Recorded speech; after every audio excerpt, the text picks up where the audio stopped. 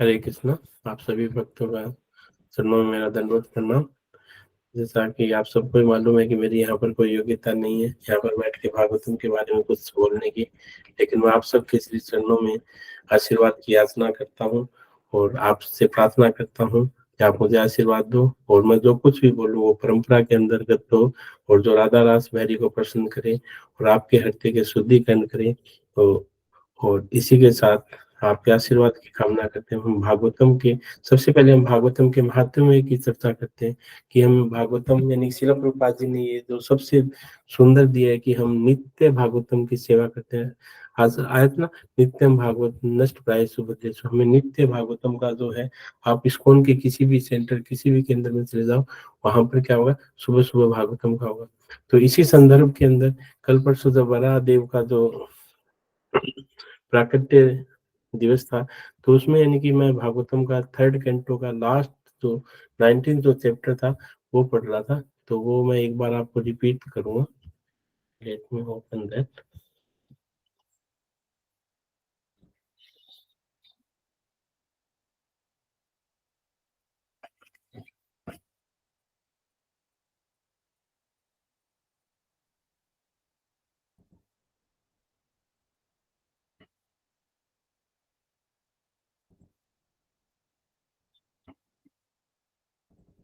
तो उसमें यानी कि भगवान ने क्या किया था, हिरण्याक्ष का जो वध किया था, तो वध करने के बाद में जो 19th चैप्टर का जो यानी कि जो सॉरी यानी कि कौन सा था ये, 19th चैप्टर का 18वां श्लोक था, 38।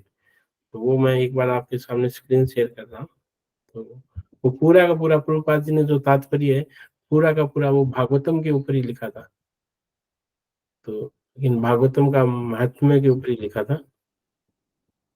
तो उसमें प्रभुपाद जी क्या कह रहे हैं, प्रभुपाद जी कह रहे हैं कि देखो हम लोगों को एक प्रयास करना चाहिए, हम जब अनुवाद भी पढ़े ना तो उस टाइम भी हमें ये पढ़ना चाहिए कि अनुवाद जगत गुरु शिला प्रभुपाद द्वारा। देखो यानी प्रभुपाद जी का अनुवाद और बाकी और भागवतम के अनुवाद में डिफरेंस है। नॉर्मली हम तात्पर्य में तो बोलते हैं कि तात्पर्य जगत गुरु शिला प्रभुपाद द्वारा, लेकिन अनुवाद जो है, अनुवाद भी क्या है कि आप अनुवाद देखोगे, ये अनुवाद भी प्रभुपाद जी द्वारा लिखा गया है। तो हमें अनुवाद पढ़ते टाइम भी यही बोलना चाहिए कि यानी चाहे भगवत गीता हो, आप देखोगे गीता के अलग अलग श्लोक है, अलग अलग अनुवाद, अलग अलग आप किसी की टीका टिप्पणी पढ़ोगे उसका अनुवाद भी अलग अलग होगा, लेकिन ये जो प्रभुपाद जी का ही विशेष अनुवाद है, तो हमें अनुवाद पढ़ते टाइम भी ना प्रभुपाद जी को याद करना चाहिए। तो अब से प्रयास यही करें कि हम जब अनुवाद भी पढ़े चाहे भगवत गीता का भागवतम का, उस समय भी हमें ये बोलना चाहिए कि अनुवाद जगत गुरु शिला प्रभुपाद द्वारा, जगत गुरु शिला प्रभुपाद की जय। तो यह है परम पवित्र आख्यान। परम पवित्र आख्यान चरित्र किसके बारे में कह रहे हैं, भागवतम के बारे में कह रहे हैं। यह परम पवित्र आख्यान अद्वितीय यश संपत्ति ख्याति आयुष तथा मनवांछित फल देने वाला है। युद्ध भूमि में यह मनुष्य के प्राणों तथा कर्मेंद्रियों की शक्ति वर्धित करने वाला है। हे सोनक, जो अपने अंत काल में से सुनता है वह भगवान के परम धाम को जाता है। ये भागवतम की महिमा है। आगे प्रभुपाद जी तात्पर्य बता रहे हैं कि भक्त सामान्य रूप से भगवान की लीलाओं के आख्यानों से आकृष्ट होते रहते हैं और तपस्या या ध्यान न करने पर भी इन लीलाओं के श्रवण मात्र से अनेक लाभ यथा संपत्ति ख्याति आयुष तथा जीवन के अनेक मनोकामनाएं प्राप्त करते हैं। हालांकि भागवतम का जो यानी कि मूल जो कहने मतलब लास्ट जो लक्ष्य है वो क्या है, भगवत प्राप्ति यानी कृष्ण प्रेम की प्राप्ति। लेकिन फिर भी प्रभुपाद जी कह रहे हैं कि वो तो देखो लास्ट टारगेट है, लेकिन उसके अलावा भी आपको क्या मिलेगा, अगर आप भागवतम का श्रवण करोगे तो आपको श्रवण मात्र से अनेक लाभ यथा संपत्ति ख्याति आयुष तथा जीवन के अनेक मनोकामनाएं प्राप्त करते रहते हैं। यदि कोई अपने जीवन में अंत काल में, जैसे यहाँ परीक्षित महाराज कर रहे हैं, यदि कोई अपने जीवन के अंत काल में भगवान की लीलाओं के आख्यानों से परिपूर्ण श्रीमद् भागवत का श्रवण करता है तो वह निश्चित रूप से भगवान के शाश्वत धाम को जाता है। इस प्रकार श्रोताओं को जब तक वे इस भौतिक लोक में रहते हैं तब भी और अंत में भी लाभ प्राप्त होता है। भक्ति करने की यही परम शुद्ध लाभ है। भक्ति का शुभारंभ इसी से होता है कि समय निकाल कर सही व्यक्ति से श्रीमद् भागवत का श्रवण किया जाए। यानी कि भागवत का श्रवण किससे करना है, जो परंपरा के अंदर हो। जो श्री चैतन्य महाप्रभु भी भक्ति की 5 बातों की संस्तुति करते हैं। देखो चैतन्य महाप्रभु खुद कह रहे हैं कि ये है क्या है, 5 जो भक्ति की 5 बातें क्या है, भगवत भक्तों की सेवा, यानी भगवान के जो भक्त हैं उनकी सेवा। दूसरा क्या है, हरे कृष्ण महामंत्र का जप। तीसरा क्या है, श्रीमद् भागवत का श्रवण। चौथा क्या है, भगवान के श्री विग्रह की अर्चना। और पांचवा क्या है, तीर्थ स्थान में वास। देखो यानी कि कितनी चीजें आ गई, 5 चीजें। कौन कौन सी, कोई भक्त रिपीट करेगा? पहली भगवत भक्ति, हरे कृष्णा प्रभु जी। हाँ। भगवान के भक्तों की सेवा, हम्म नाम जप, हम्म श्री धाम में श्री धाम स्थान पर निवास करना। हाँ, और श्री विग्रह की सेवा। यानी कि ये 5 चीजें, इस 5 चीजों के ऊपर भी यानी आज के श्लोक में हम लेंगे भक्ति सिद्धांत सरस्वती ठाकुर ने इनको कैसे डिफाइन किया, इन 5 में इंपॉर्टेंट क्या है, ये भी यानी कि भक्ति सिद्धांत सरस्वती ठाकुर के एग्जाम्पल से हम समझेंगे।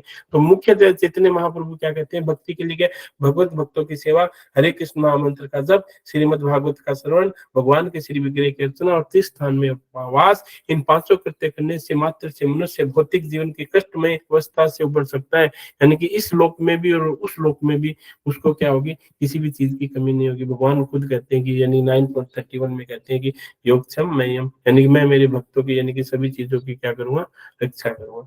और इस प्रकार श्रीमद् भागवत के तीसरे स्कंद के अंतर्गत असुर हिरण्याक्ष वध का नामक 19वें अध्याय के भक्ति वेदांत तात्पर्य पूर्ण है। तो आप बहुत भाग्यशाली हो कि हम सुबह सुबह क्या है, गुरुपाद जी ने हमें क्या सिस्टम दिया है कि यानी हम भागवतम का क्या करते हैं, श्रवण और क्या करते हैं, अध्ययन करते हैं।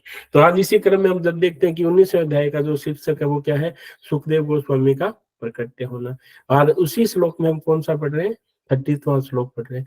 तो हम रोज सुबह भागवतम का क्या है, एक एक श्लोक पढ़ते हैं। और एक एक श्लोक पढ़ के क्या हो गए, हम क्या हो गए, हम पहले स्कंद के कहा गए अंतिम पड़ाव के ऊपर आ गए। तो पहले यानी जो ये अंतिम ये जो चैप्टर है, इस चैप्टर में टोटल श्लोक है 40, आज हम 30 पढ़ रहे। तो नेक्स्ट में भी 7 और 10 डेज में हमारा क्या हो जाएगा, प्रथम स्कंद क्या हो जाएगा, पूर्ण हो जाएगा। तो ये जादू किसका है, ये प्रभुपाद जी का जादू है। कि प्रभुपाद जी क्या कहते हैं, नित्यम भागवत सेवा, नित्यम भागवत सेवा। यानी कि आप फोन के किसी भी सेंटर, किसी भी केंद्र, किसी भी मंदिर में चले जाओ, चाहे लंदन में चले जाओ या जापान में चले जाओ, चाहे कहीं चले जाओ, वहां क्या होगा, यानी कि सुबह के सुबह क्या होगा, आपको भागवतम का क्या होगा, श्रवण करने का लाभ। और भागवतम का श्रवण करने का क्या लाभ है, वो हम ऑलरेडी जिक्र कर चुके कि भागवतम का श्रवण हम जब रोज करेंगे तो हमारे अंदर क्या होगी, भगवान के प्रति क्या होगा, प्रेम जागृत होगा, जो हमारे जीवन का क्या है, अभिष्ट लक्ष्य है। तो आज इसी स्कंद में हम क्या पढ़ रहे हैं, 19वें अध्याय का 30वां श्लोक पढ़ रहे हैं। इस श्लोक में क्या बता रहे हैं, परीक्षित महाराज को जब अपनी मृत्यु की खबर पता चली तो उन्होंने क्या माना, ये भगवान की कृपा मानी। और उन्होंने क्या किया, अपना सब राज्य, सब कुछ छोड़ छाड़ के, सारे जो पद है ना, सारे यानी कि सारे जो कहते हैं ना, सर्वधर्म परित्यज्य माम एकम शरणम गच्छामि, यानी कि सारे ये वाद वो वाद, राज्य परिवार सबको छोड़ के क्या किया, क्या सोचे कि 7 दिन में जब उनकी मृत्यु निश्चित थी, जो तक्षक नाम के सांप के कटने से होनी थी, और फिर भी क्या उन्होंने मृत्यु को क्या किया, भगवान की क्या मानी, कृपा मानी। परीक्षित महाराज क्या थे, महान भक्त थे। यानी वो किसके वंश थे, पांडव के वंश थे। तो पांडव के बारे में तो आपको सबको पता है कि पांडव क्या थे, भगवान के अनन्य भक्त थे। उनके ऊपर यानी इतने कष्ट आए लेकिन उन्होंने क्या कभी भी विचलित नहीं। तो परीक्षित महाराज ने क्या कि 7 दिन का जो समय है, 7 दिन के मेरे पास समय, ये क्या है, भगवान की मेरे ऊपर क्या है, कृपा। यानी वो ये मानते कि एटलीस्ट मुझे पता तो चल गया कि मेरी 7 दिन बाद में मृत्यु नहीं। हमें पता ही नहीं चलता कि हमारी मृत्यु को अगले क्षण भी हो सकती है। तो लेकिन जैसे यानी कि यशोदा कृष्ण प्रभु जी बार बार कहते हैं कि जिस व्यक्ति को ये पता होगा कि मेरी मृत्यु आने वाली है, तो क्या होगा, वो भौतिक विषय आसक्ति से क्या हो जाएगा, मुक्त हो जाएगा। जैसे अगर किसी को ये बोलेगी आपकी मृत्यु कल होनी, तो क्या होगा, उसकी भौतिक आसक्ति क्या होगी, एकदम खत्म हो जाएगी, तो वो भोग कर ही नहीं पाएगा। तो उसी प्रकार से परीक्षित महाराज ने ये बोला कि मेरी मृत्यु, उसको नहीं, वो भगवान को क्या करे, धन्यवाद दे रहे हैं, कम से कम आपने हमें 7 दिन का समय तो दे दिया। तो उन्होंने क्या किया, अपना राज्य छोड़ा, अपना जो भी सब कुछ त्याग व्याग के, रिश्ते नाते सब सब कुछ त्याग के क्या होगा, नहीं हरि शरणम, यानी भगवान के शरण के अंदर कहाँ चले गए, गंगा नदी के तट पर चले गए। और उन्होंने क्या किया, उन्होंने डिसाइड किया कि अब मैं क्या करूंगा, साधुओं को क्या करूंगा, संग करूंगा। साधु का मतलब भगवान का जो भक्त है, उनके साथ क्या करूंगा, मैं संग करूंगा। और इस प्रकार वो जीवन बिताना चाह रहे थे। यानी इन जीवन में जो भी कुछ बचा हुआ है वो क्या किया, ने बोला कि मैं ऋषियों के साथ हूँ। अब उन्होंने ऋषियों से क्या किया, ऋषियों से उन्होंने 2 प्रश्न पूछे। ऋषियों से उन्होंने 2 प्रश्न कौन कौन से पूछे, पीछे के श्लोकों में हम देखते हैं। उन्होंने ऋषियों से क्या पूछा कि मनुष्य जीवन जो हमें प्राप्त हुआ है इसका परम कर्तव्य क्या है। कौन सा क्वेश्चन था पहला, कि हमें जो ये मनुष्य जीवन मिला है इसका परम कर्तव्य क्या है।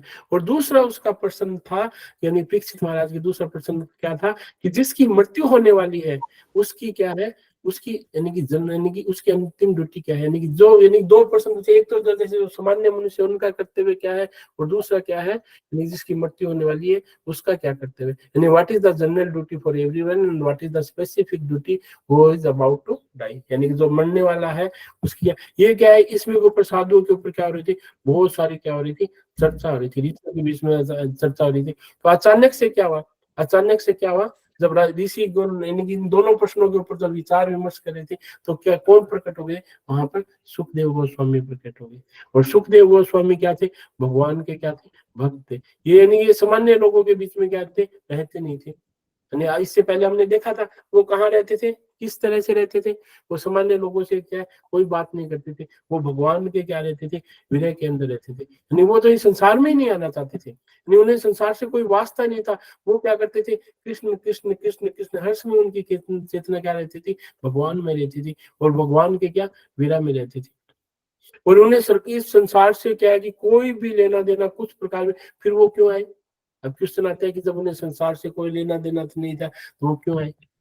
इसमें भी क्या है, भगवान की क्या थी, मर्जी होती थी। वो पलट के इसीलिए आए क्योंकि वहां क्या थे, परीक्षित महाराज जैसे भक्त थे। और इससे पहले हमने देखा कि जहां परीक्षित महाराज थे, जब उन्होंने डिसाइड किया, जब सबको पता चला कि परीक्षित महाराज क्या है, भगवत धाम जाने वाले, और जहां महाभागवत का श्रवण करने वाले हैं, वहां क्या है, सारे जितने भी ऋषि थे, जैसे माता जी ने श्लोक में बताया था कि जितने भी ऋषि, अगस्त्य मुनि, अंगिरा ऋषि, वशिष्ठ ऋषि, नारद जी, सभी देवी देवता सारे के सारे क्या हो गए, वहां प्रकट हुए। तब क्या किया, भगवान ने उनके हृदय में आके क्या दी, प्रेरणा दी। भगवान किसके हृदय में आके प्रेरणा दी, सुखदेव गोस्वामी के हृदय में आके प्रेरणा दी कि आपको वहां जाना चाहिए, और आपको क्या है, वहां पर भागवतम का क्या करना चाहिए, चर्चा करनी चाहिए।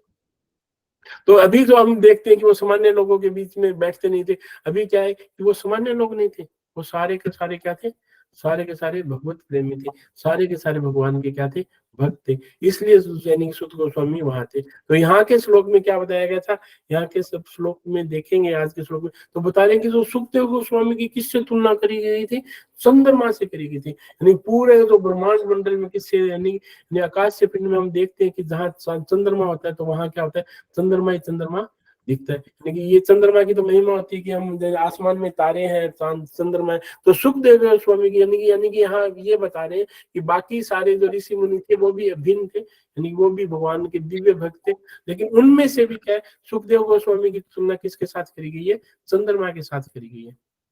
तो यहाँ पर बताते हैं कि जब सुखदेव गोस्वामी आए तो सिर्फ नारद जी और व्यास देव जी को छोड़ के बाकी सभी जो ऋषि थे, सारे के ऋषियों ने उन्हें क्या किया था, दंडवत प्रणाम किया था। इस प्रणाम के ऊपर यानी महारानी माता जी ने एक क्लास ली थी कि कैसे हम यानी कि हमारे अंदर जब हम भक्तों को प्रणाम करते हैं तो कैसे हमारे ऊपर भगवान की कृपा होती है, कैसे हमारे अंदर विनम्रता आती है।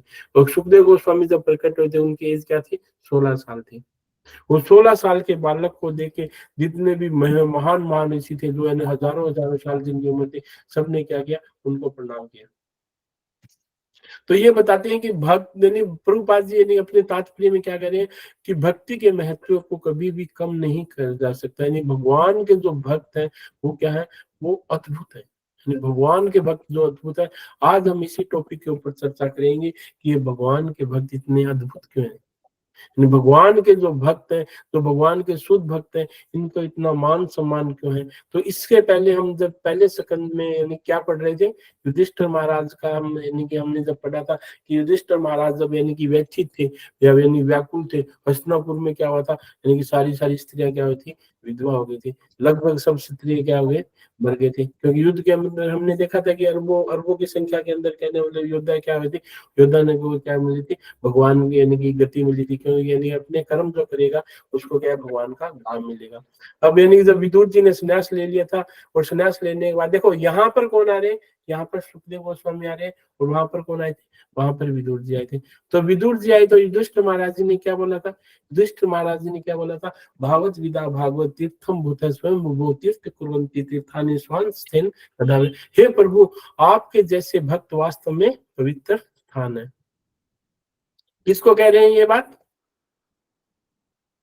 युधिष्ठिर महाराज किसको कह रहे हैं, युधिष्ठिर महाराज ये कहते हैं, विदुर जी कह रहे हैं, प्रभु आपके जैसे भक्त वास्तव में पवित्र स्थान है, क्योंकि आप भगवान के व्यक्तित्व को अपने हृदय में रखते हैं, आप सभी स्थानों को तीर्थ स्थानों में बदल देते हैं। यानी कि हम कहते हैं ना कि यानी गंगा पवित्र है, तो गंगा जब आ रही थी तो वो यानी कि जब हमने देखा कि गंगा पापियों के पाप धोते धोते मैली होगी, तो गंगा माता बोली थी कि भाई मैं सबके पाप करूंगी तो यानी मेरा क्या होगा।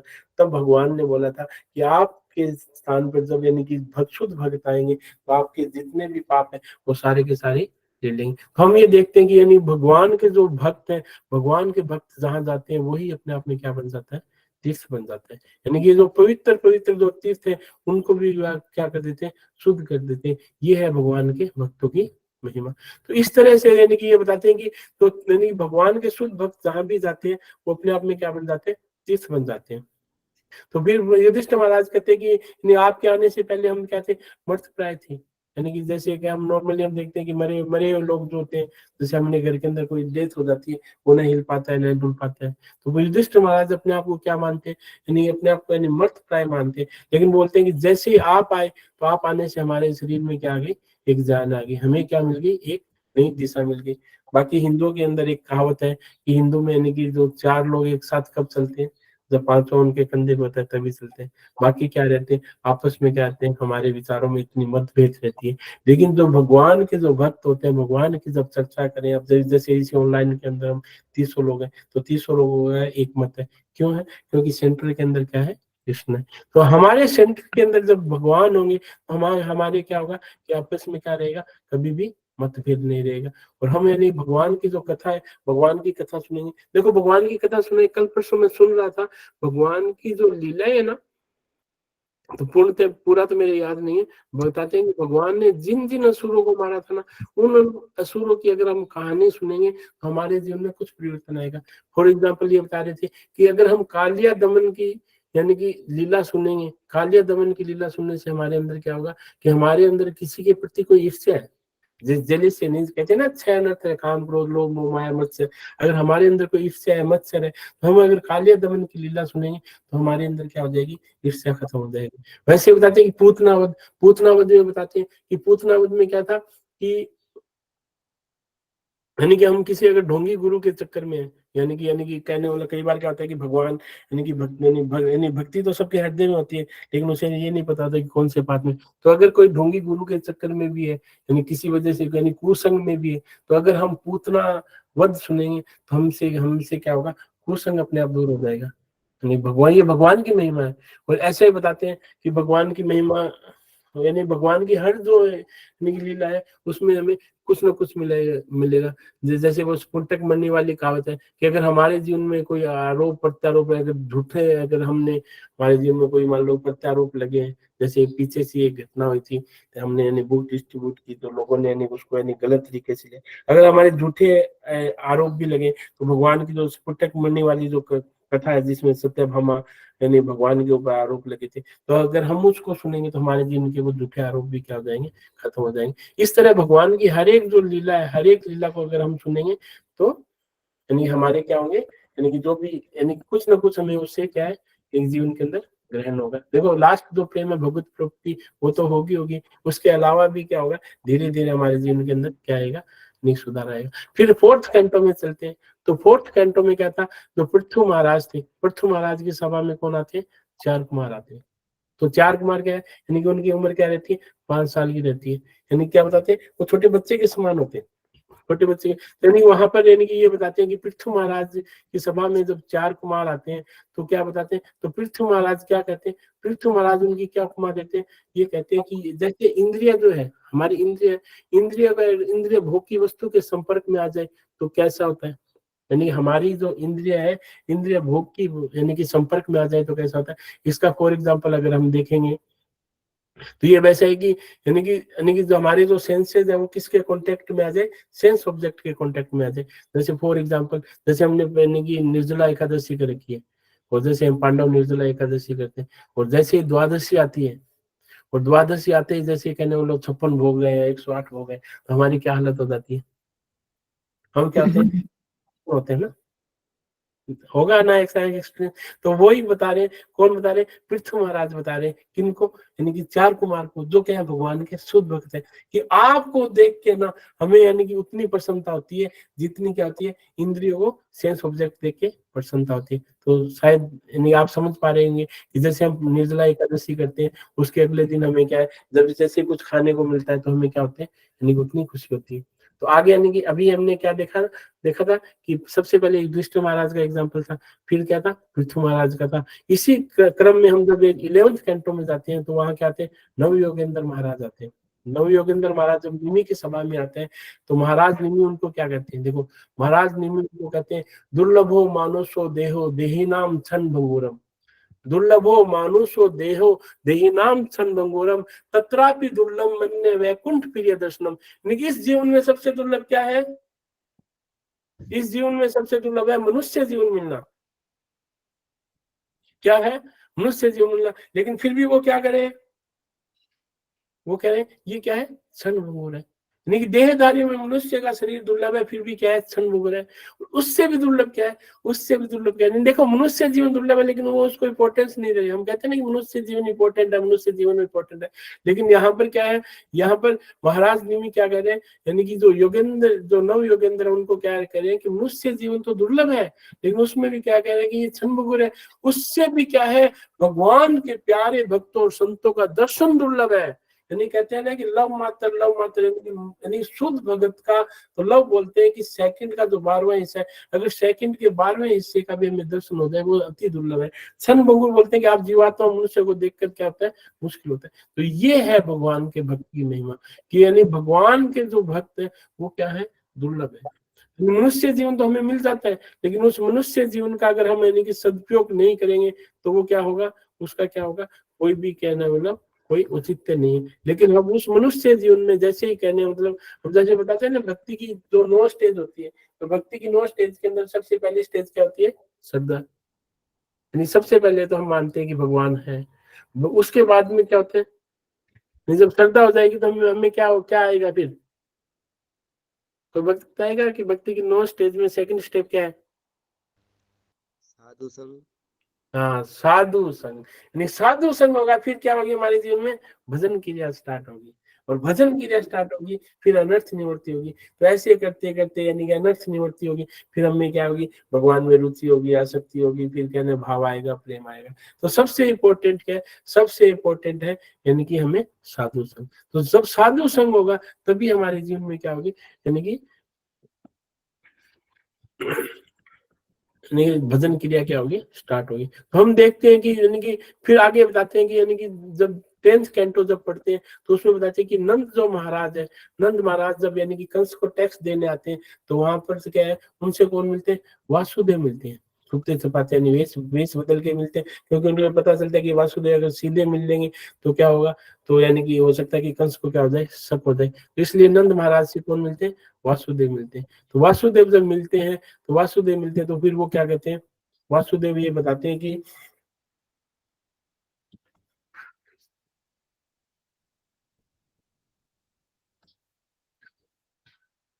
तो वासुदेव ये बताते हैं कि यानी आप जैसे जो शुद्ध भक्त है, शुद्ध भक्त को देख के क्या हो गया, मेरा जीवन क्या हो गया, धन्य हो गया। यानी कि ये जो जो यानी कि उनकी तुलना क्या होते हैं, यानी कि चंद्रमा के समान करते हैं। जैसे यहाँ पर क्या, यहाँ पर किसकी तुलना करी गई है, यहाँ पर तुलना यानी कि सुखदेव गोस्वामी की किसके साथ तुलना करी गई है, चंद्रमा के साथ। ये है शुद्ध भक्त। जैसे हमने देखा कि हमने अभी कितने एग्जाम्पल दिए थे, हमने देखा था एक तो युधिष्ठिर महाराज का, और दूसरा किसका था, पृथ्वी का और 4 कुमार का, और फिर नवयोगेंद्र का। और यहाँ पर हम क्या देखे थे, यहाँ पर हमने ये देखा था कि वासुदेव और नंद महाराज का। कहते हैं कि आगे यानी कि बहुत सारे साधु सन्यासी तो ये कहते हैं कि जैसे यानी कि भगवान के जो भक्त अगर किसी के घर में आ जाते हैं, वही क्या हो जाती है, होली और दिवाली, वही दशहरा है, वही दिवाली। हमारे जैसे मुख्य त्योहार क्या होते हैं, जैसे होली, दिवाली, दशहरा, ये तो होते हैं। लेकिन कभी आपके घर में जैसे गुरु महाराज आते हैं, तो वो दिन दिवाली से कम होता है या दिवाली से ज्यादा यानी कि भाग्यशाली दिन होता है? हरे कृष्णा। भाग्यशाली होता है।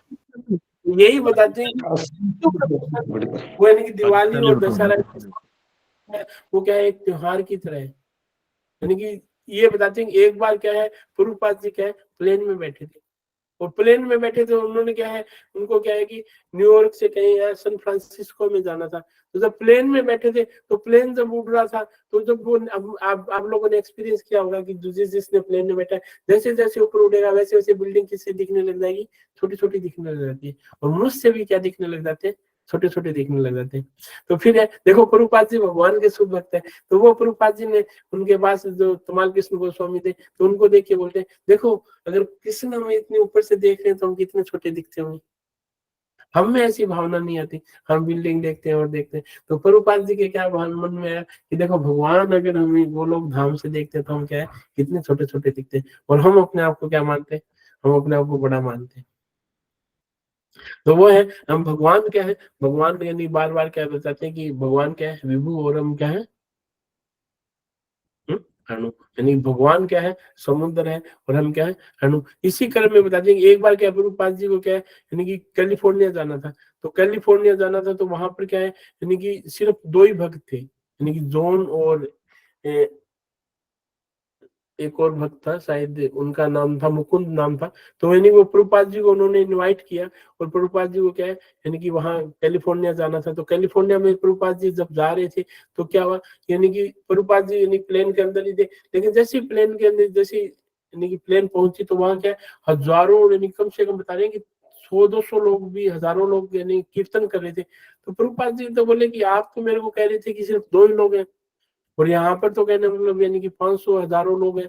और तो उन्होंने बोला कि प्रभुपाद जी हम तो घर से निकले थे आपको लेने के लिए, तो हम तो कीर्तन करते आ रहे थे, हमें नहीं पता क्या हुआ।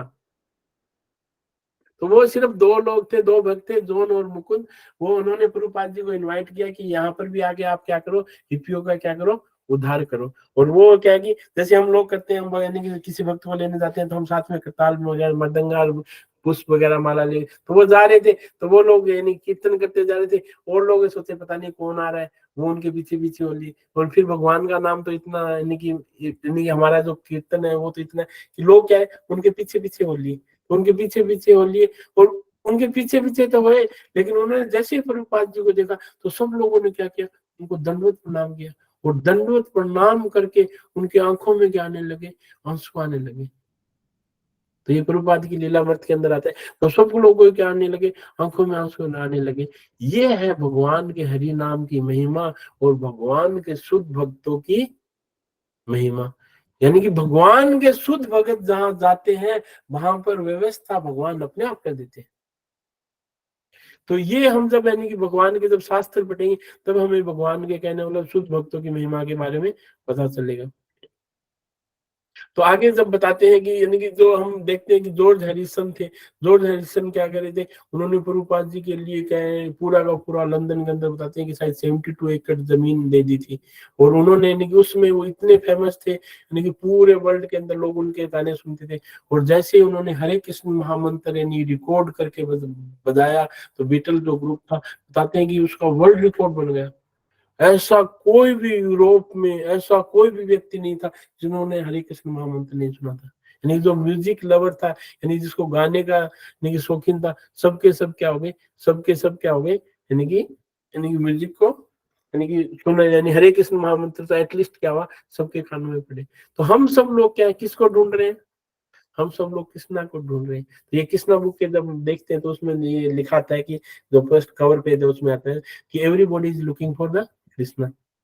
ये सब के सब कृष्णा, सम डोंट रियलाइज, नहीं किसी को ये मालूम नहीं है, किसी को ये मालूम है। जैसे हमें यानी कि थोड़ा बहुत मालूम है, तो हम सब क्या है, कृष्ण को ढूंढ रहे हैं। कोई इसको रियलाइज कर रहा है, कोई नहीं कर रहा, चाहे वो आस्तिक हो नास्तिक हो। यानी हर जो जीव है, हर जीव क्या है, कृष्ण का है, कृष्ण के लिए है। हर जीव कृष्ण को ढूंढ रहा है, किसी को रियलाइज है, किसी को ये रियलाइज नहीं है। तो ये वैसे ही आ गया कि जैसे कहने मतलब एक भिखारी है, भिखारी के सामने मान लो कोई नगर सेठ आ जाए, कोई अमीर आ जाए, तो वो उसको कुछ भी दे सकता है, लेकिन भिखारी किससे संतुष्ट हो जाता है? भिखारी 10 रुपए से संतुष्ट हो जाते हैं। तो वैसे ही है, वैसे ही हम जीव भी क्या है, हम भी माया के ना, माया हमें प्रलोभन देती है, और माया प्रलोभन देती है तो उस माया में हम क्या हो जाते हैं? संतुष्ट हो जाते हैं। कभी माया क्या देती है हमें? कहने का मतलब कुछ से धन दे देती है, कभी हमें कहने का मतलब नौकरी दे देती है। और जैसे ही कहना वो भिखारी 10-20 रुपए से खुश हो जाता है, हम माया के किसी और चीज से खुश हो जाते हैं, और हम किसको भूल जाते हैं? कृष्ण को भूल जाते हैं, जो हमारा परम लक्ष्य है। यानी कि everyone is looking for Krishna, पर सबको लोग क्या जाते हैं?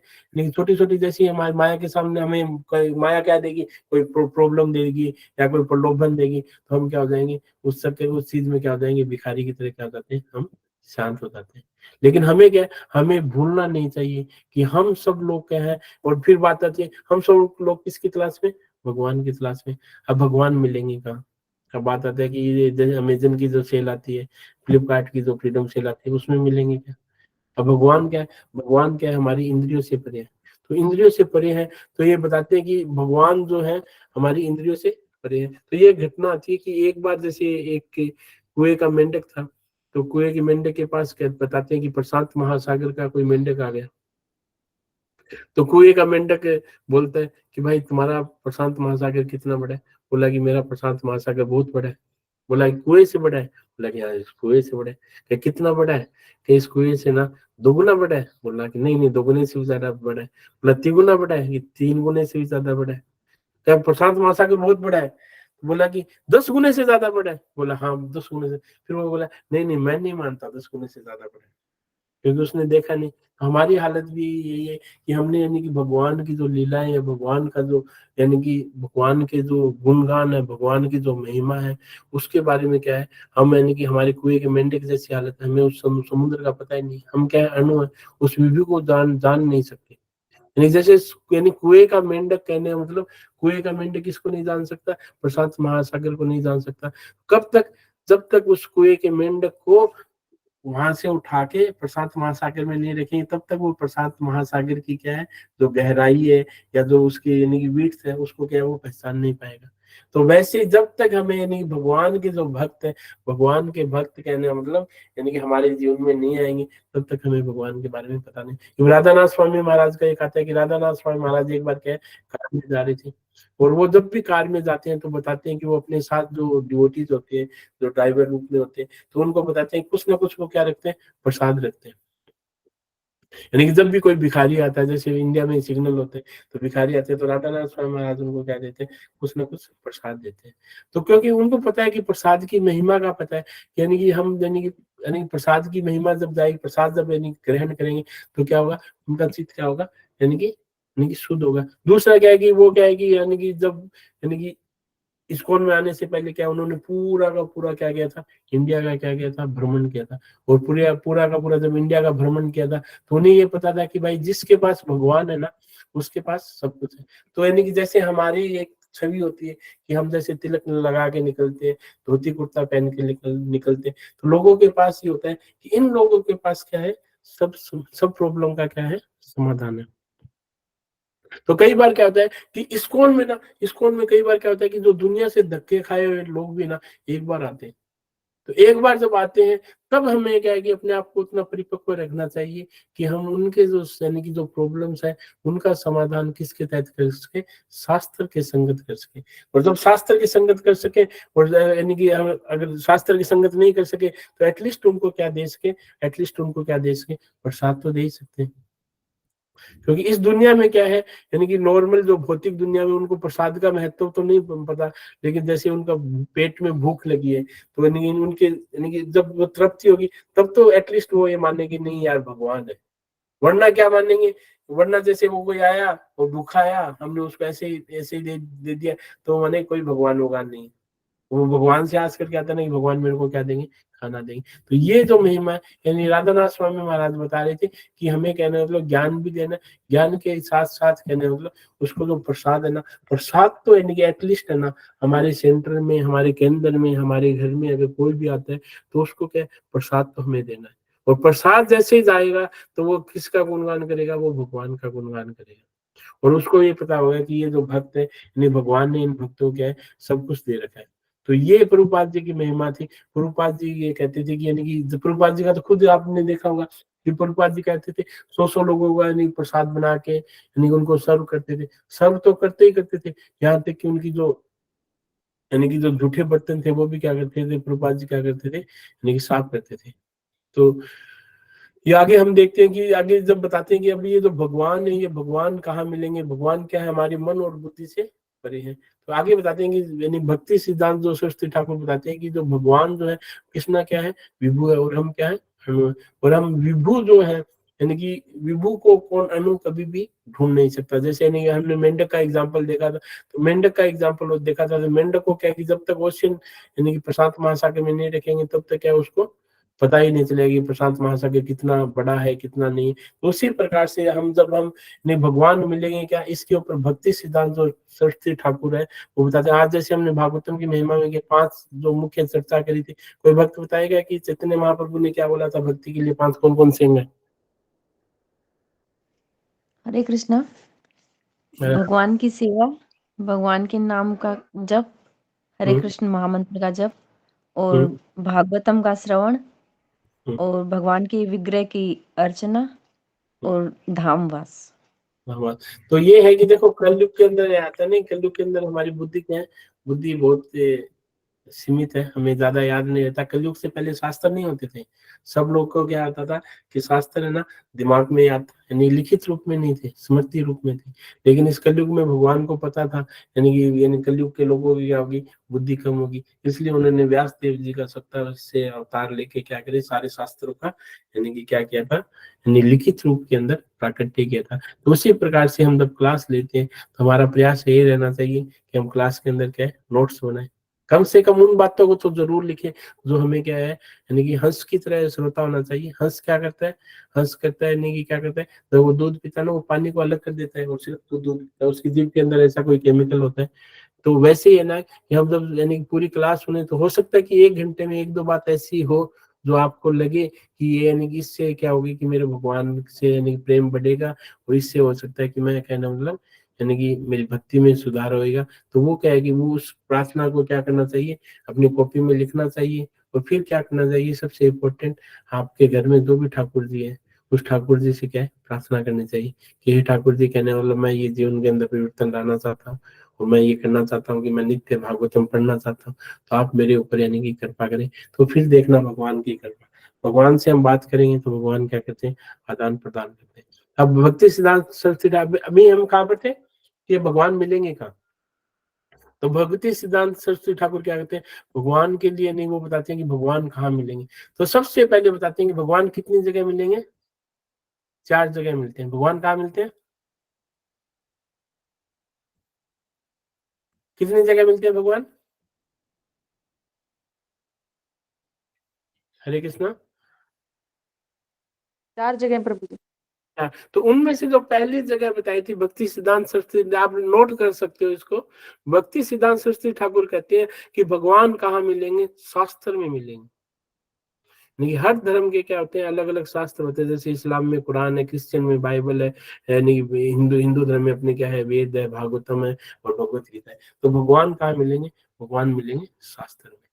तो अब बताते हैं कि जैसे हमने यानी कि भगवान की कहते हैं कि भगवान कहाँ मिलेंगे, शास्त्र मिलेंगे। यानी भगवत गीता यानी थर्ड में जो हम पढ़ते हैं तो उसमें भगवान बताते हैं कि शास्त्र विधि का जो पालन करेगा, तो यानी भगवान फिर कहते हैं कि उसके अनुसार क्या होगा, उसकी बुद्धि क्या होगी, यानी कि धीरे धीरे सही होगी। फिर भगवान कहते हैं विदेशी सर्वोहम वेदो, यानी कि सब वेदों का जो सार क्या है, मैं ही हूँ। यानी शास्त्र पढ़ के हमें क्या मिलेंगे, भगवान मिलेंगे।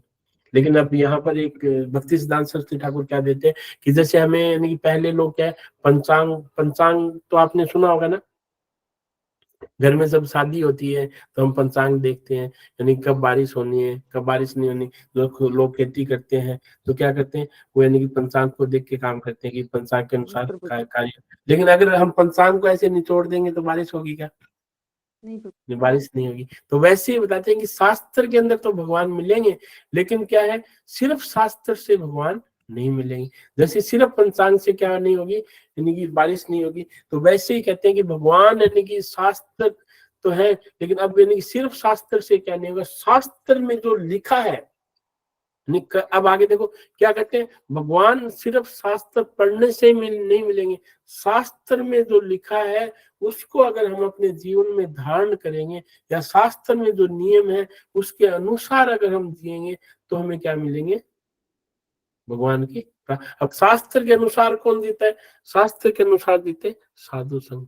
जो भगवान के जो शुद्ध भक्त होते हैं उनका जीवन देखना, उनका जीवन किसके अनुसार होता है, शास्त्र के अनुसार होता है। जैसे पीछे एग्जांपल दिया था, प्रभुपाद जी ने फ्लाइट में देखा तो ये देखा ना कि देखो भगवान हमें देखते होंगे तो हम कितना छोटे छोटे दिखते हैं। तो यही बताते हैं प्रभुपाद यानी कि भक्ति सिद्धांत सरस्वती ठाकुर कहते हैं कि शास्त्र से भी जरूरी क्या है, शास्त्र से भी जरूरी है यानी कि शास्त्र जिन्होंने जिनको जीवन में जो जी रखा है उनके अनुसार हम क्या करें, उनके अनुसार हम नहीं अपना जीवन का क्या करें, जिन्होंने आचरण करके उनका क्या करें, हम संग करें। ये बताते हैं कि जो शास्त्र है, शास्त्र के अनुसार यानी कि जीवन जीने वाले जो ऋषि हैं, जैसे यहाँ पर हम देखते हैं जितने भी मुनिगण सब आए, शास्त्र के अनुसार क्या था यानी कि भगवान का। तो ये कौन थे, सुखदेव गोस्वामी थे। सुखदेव गोस्वामी बताया ना भगवान के विनय के अंदर ही रहते थे और सिर्फ यानी कृष्ण की चेतना के अंदर ही रहते थे। तो यानी कि शास्त्र से जरूरी क्या है, यानी कि शास्त्र जो पढ़ रखे हैं उन्हें सब कहते हैं नहीं, भागवतम में किससे सुननी चाहिए, भागवतम उन्हीं से सुननी चाहिए जो भगवान के क्या है, शुद्ध भक्त है, जो परंपरा के अंदर है। तो वो क्या करेंगे, जैसे मान लो कि शास्त्र के अनुसार जीवन तो नहीं जी रहा, लेकिन कई श्रोता ऐसे होते हैं जो तोते की तरह होते हैं, जो कहने वाले जो सुन यानी परंपरा से जो सुना है वही कहने वाला आपको बताते हैं, उसमें क्या नहीं होती, मिलावट नहीं होती। तो शास्त्र और शास्त्र के बाद में भक्ति सिद्धांत सरस्वती ठाकुर कहते हैं कि शास्त्र से भी जरूरी है, यानी शास्त्र के से जरूरी क्या है, भगवान के भक्तों का संग। अब दूसरा आता है तीर्थ। दूसरी कौन सी जगह आती है, तीर्थ। जैसे तीर्थ कौन से है, यानी जो भगवान के जो धाम है, जैसे वृंदावन है, मायापुर है, यानी कि वहां पर भी यानी कि आपको क्या मिलेंगे, भगवान मिलेंगे। लेकिन आजकल क्या हो रखा है, आजकल यानी वहां भी बताते हैं कि वहां भी यानी कि लोग है ना वहां चले जाते हैं, लेकिन वहां क्या करते हैं, गलत कार्य करते हैं। तो गलत कार्य करते हैं यानी कि जो पूरी धाम है, यानी कि जो अगर हम वहां पर जाके अगर माला नहीं करेंगे, हम अगर 4 नियम का पालन नहीं करेंगे तो हमें भगवान मिलने वाले हैं क्या, हमें भगवान वहां नहीं मिलेंगे। देखो देखो धाम का महत्व तो है। भगवत गीता का जो पहला श्लोक है, भगवत गीता का पहला श्लोक क्या है, धर्म क्षेत्रे कुरुक्षेत्रे समेता युत्स्वा माम का जय पांडवा किम कुरुत संजय। ये सबसे पहले बताया कि यानी जो धर्म का जो क्षेत्र होगा वहां धर्म की क्या विजय होगी। लेकिन अगर धर्म के क्षेत्र में जाके हम अधर्म करेंगे तो क्या होगा, नहीं धर्म के क्षेत्र में तो दुर्योधन भी था, कुरुक्षेत्र में दुर्योधन भी थे, कौरव भी थे, लेकिन उनका क्या हुआ, वो मृत्यु को प्राप्त हुए। तो हम अगर धाम में जाके भी अगर धाम के अनुसार शास्त्र के अनुसार अगर जीवन यापन नहीं करेंगे, ऊट पटांग हरकत करेंगे, तो क्या धाम में हमें भगवान मिलेगा, नहीं, धाम में हमें भगवान नहीं मिलेगा। जैसे पीछे से मैंने बताया था ना कि एक बार क्या हुआ था कि एक चक्कर धाम के अंदर क्या थी कि जब यानी कि नित्यानंद प्रभु ने वहां यानी कि यमुना को प्रकट किया, तो यमुना को प्रकट किया तो वहां एक लाला सेठ था। लाला सेठ को ये लगा कि ये तो नाली है, ये कोई कहने मतलब यमुना थोड़ी है। फिर लाला सेठ ने अपनी छड़ी से ऐसे ऐसे करा था, उसकी छड़ी क्या वहां पर क्या हुआ, जो यानी कि नित्यानंद प्रभु ने जो यमुना प्रकट करी थी वहां पर उसकी छड़ी गिर गई। 1-2 साल बाद में क्या हुआ, वही लाला सेठ को क्या है, कहाँ आना पड़ा, वृंदावन में आना पड़ा। जब वो वृंदावन में यमुना जी का क्या है आचमन कर रहे थे, यानी कि अर्चन कर रहे थे, जल को दे रहे थे, तो उनको वही छड़ी उनके पैरों में आके मिली। कौन सी छड़ी, तो एक चक्कर धाम यानी कि वृंदावन से जो 2000 किलोमीटर जो दूर है, यानी कि जो कहने वाले बंगाल के अंदर जो थे, वहां पर उनकी छड़ी गिरी और वो कहाँ आके मिली उनको, वृंदावन में। तब उन्होंने नित्यानंद प्रभु के पैर पकड़े, तब उनको बता रहे हैं कि उनको यानी कि क्या हुआ, यानी कि बताते हैं कि उनको क्या हुआ, यानी कि भगवत प्राप्ति हुई। फिर कहते हैं बताते हैं कि उन्होंने उनसे दीक्षा लेके कहने लो पूरा जीवन क्या यानी सब कुछ त्याग व्याग के क्या किया, यानी कि एज ए ब्रह्मचारी सन्यासी का जीवन दिया। देखो ये होती है शुद्ध भक्त की महिमा। शुद्ध भक्त के संग हम रहेंगे तो कैसे न कैसे क्या करेंगे, जैसी हमारी जो यानी कि कैपेसिटी होगी ना उसके अकॉर्डिंग वो क्या दे देंगे, ज्ञान दे देंगे। तो यानी दूसरा जो बताते हैं कि कहाँ मिलेंगे, धाम में मिलेंगे। लेकिन धाम में क्या कि अगर धाम में जाके हम क्या करेंगे, अगर यानी कि गलत कार्य करेंगे, यानी शास्त्र के अनुसार जीवन नहीं जिएंगे, तो क्या होगे, तो वहां पर हमें भगवान नहीं मिलने वाले। आप बताते हैं कोलकाता का एग्जाम्पल आता है। कोलकाता के लोग है ना, अगर कोई कोलकाता का तो माफ करना, कोलकाता के लोग इतने मूर्ख हैं, यानी गंगा नदी कोलकाता जाती। प्रभुपाद जी कहते हैं ये बात, प्रभुपाद जी कहते हैं कि कोलकाता के जो लोग है ना, अपने एक लेक्चर में कह रहे थे, प्रभुपाद जी कह रहे थे कि कोलकाता के लोग इतने मूर्ख है, कोलकाता में जो गंगा है ना, है वहां नहीं, यानी कि उस गंगा को प्रणाम नहीं करेंगे, वो कहाँ करेंगे, हरिद्वार की गंगा आके प्रणाम करेंगे। यानी उनके लिए हरिद्वार की गंगा और कोलकाता की गंगा में क्या है, फर्क है। तो हम क्या है, हिम कलयुग के अंदर क्या है, इतने मूर्ख हैं। तो बताते हैं कि यानी कि ऐसा, यानी कि ये जो कलयुग के जो लोग है ना, जब तक हमें कहने मतलब साधु का संग नहीं मिलेगा, तब तक हमें महत्व ही नहीं पता चलेगा कि हरिद्वार की गंगा और कोलकाता की गंगा दोनों एक ही। तो दूसरा प्रभुपाद जी यानी जो भक्ति सिद्धांत सरस्वती ठाकुर कह रहे थे कि शास्त्र, फिर क्या बताया था, यानी कि आपने पहला बताया था कि अपने शास्त्र, दूसरा आपने बताया था शुद्ध भक्त, तीसरा धाम। नहीं, शुद्ध भक्त नहीं बताया था पहले, यानी कि ये बताया था कि शास्त्र में शुद्ध भक्त की महिमा, यानी कि अभी तक भक्ति सिद्धांत सरस्वती ठाकुर बता रहे हैं कि शास्त्र, और दूसरा बता रहे हैं धाम। लेकिन बता रहे हैं कि दोनों ही बेकार है, अगर जब तक हम क्या है, चार संप्रदाय के जो कहने मतलब यानी कि लोग से नहीं सुनेंगे, तब तक क्या है, सब तक बताते हैं कि चीटर्स और चीटेड, यानी कि एक पांचवा जो संप्रदाय बताते हैं भक्ति सिद्धांत सरस्वती ठाकुर कि धोखा देने वाले और धोखा खाने वाले लोग हैं। तो यहाँ पर बताते थे कि यानी कि प्रभुपाद जी एक एग्जांपल देते थे कि एक बार क्या था, कोलकाता के अंदर क्या होते थे कि जितने मारवाड़ीज होते थे ना, तो मारवाड़ीज क्या होते थे, बहुत पैसे वाले होते थे। तो बहुत पैसे वाले होते थे, तो उनके घर में मान लो कि एक ही लड़की है, तो वो क्या करते थे, यानी घर जमाई ढूंढते थे।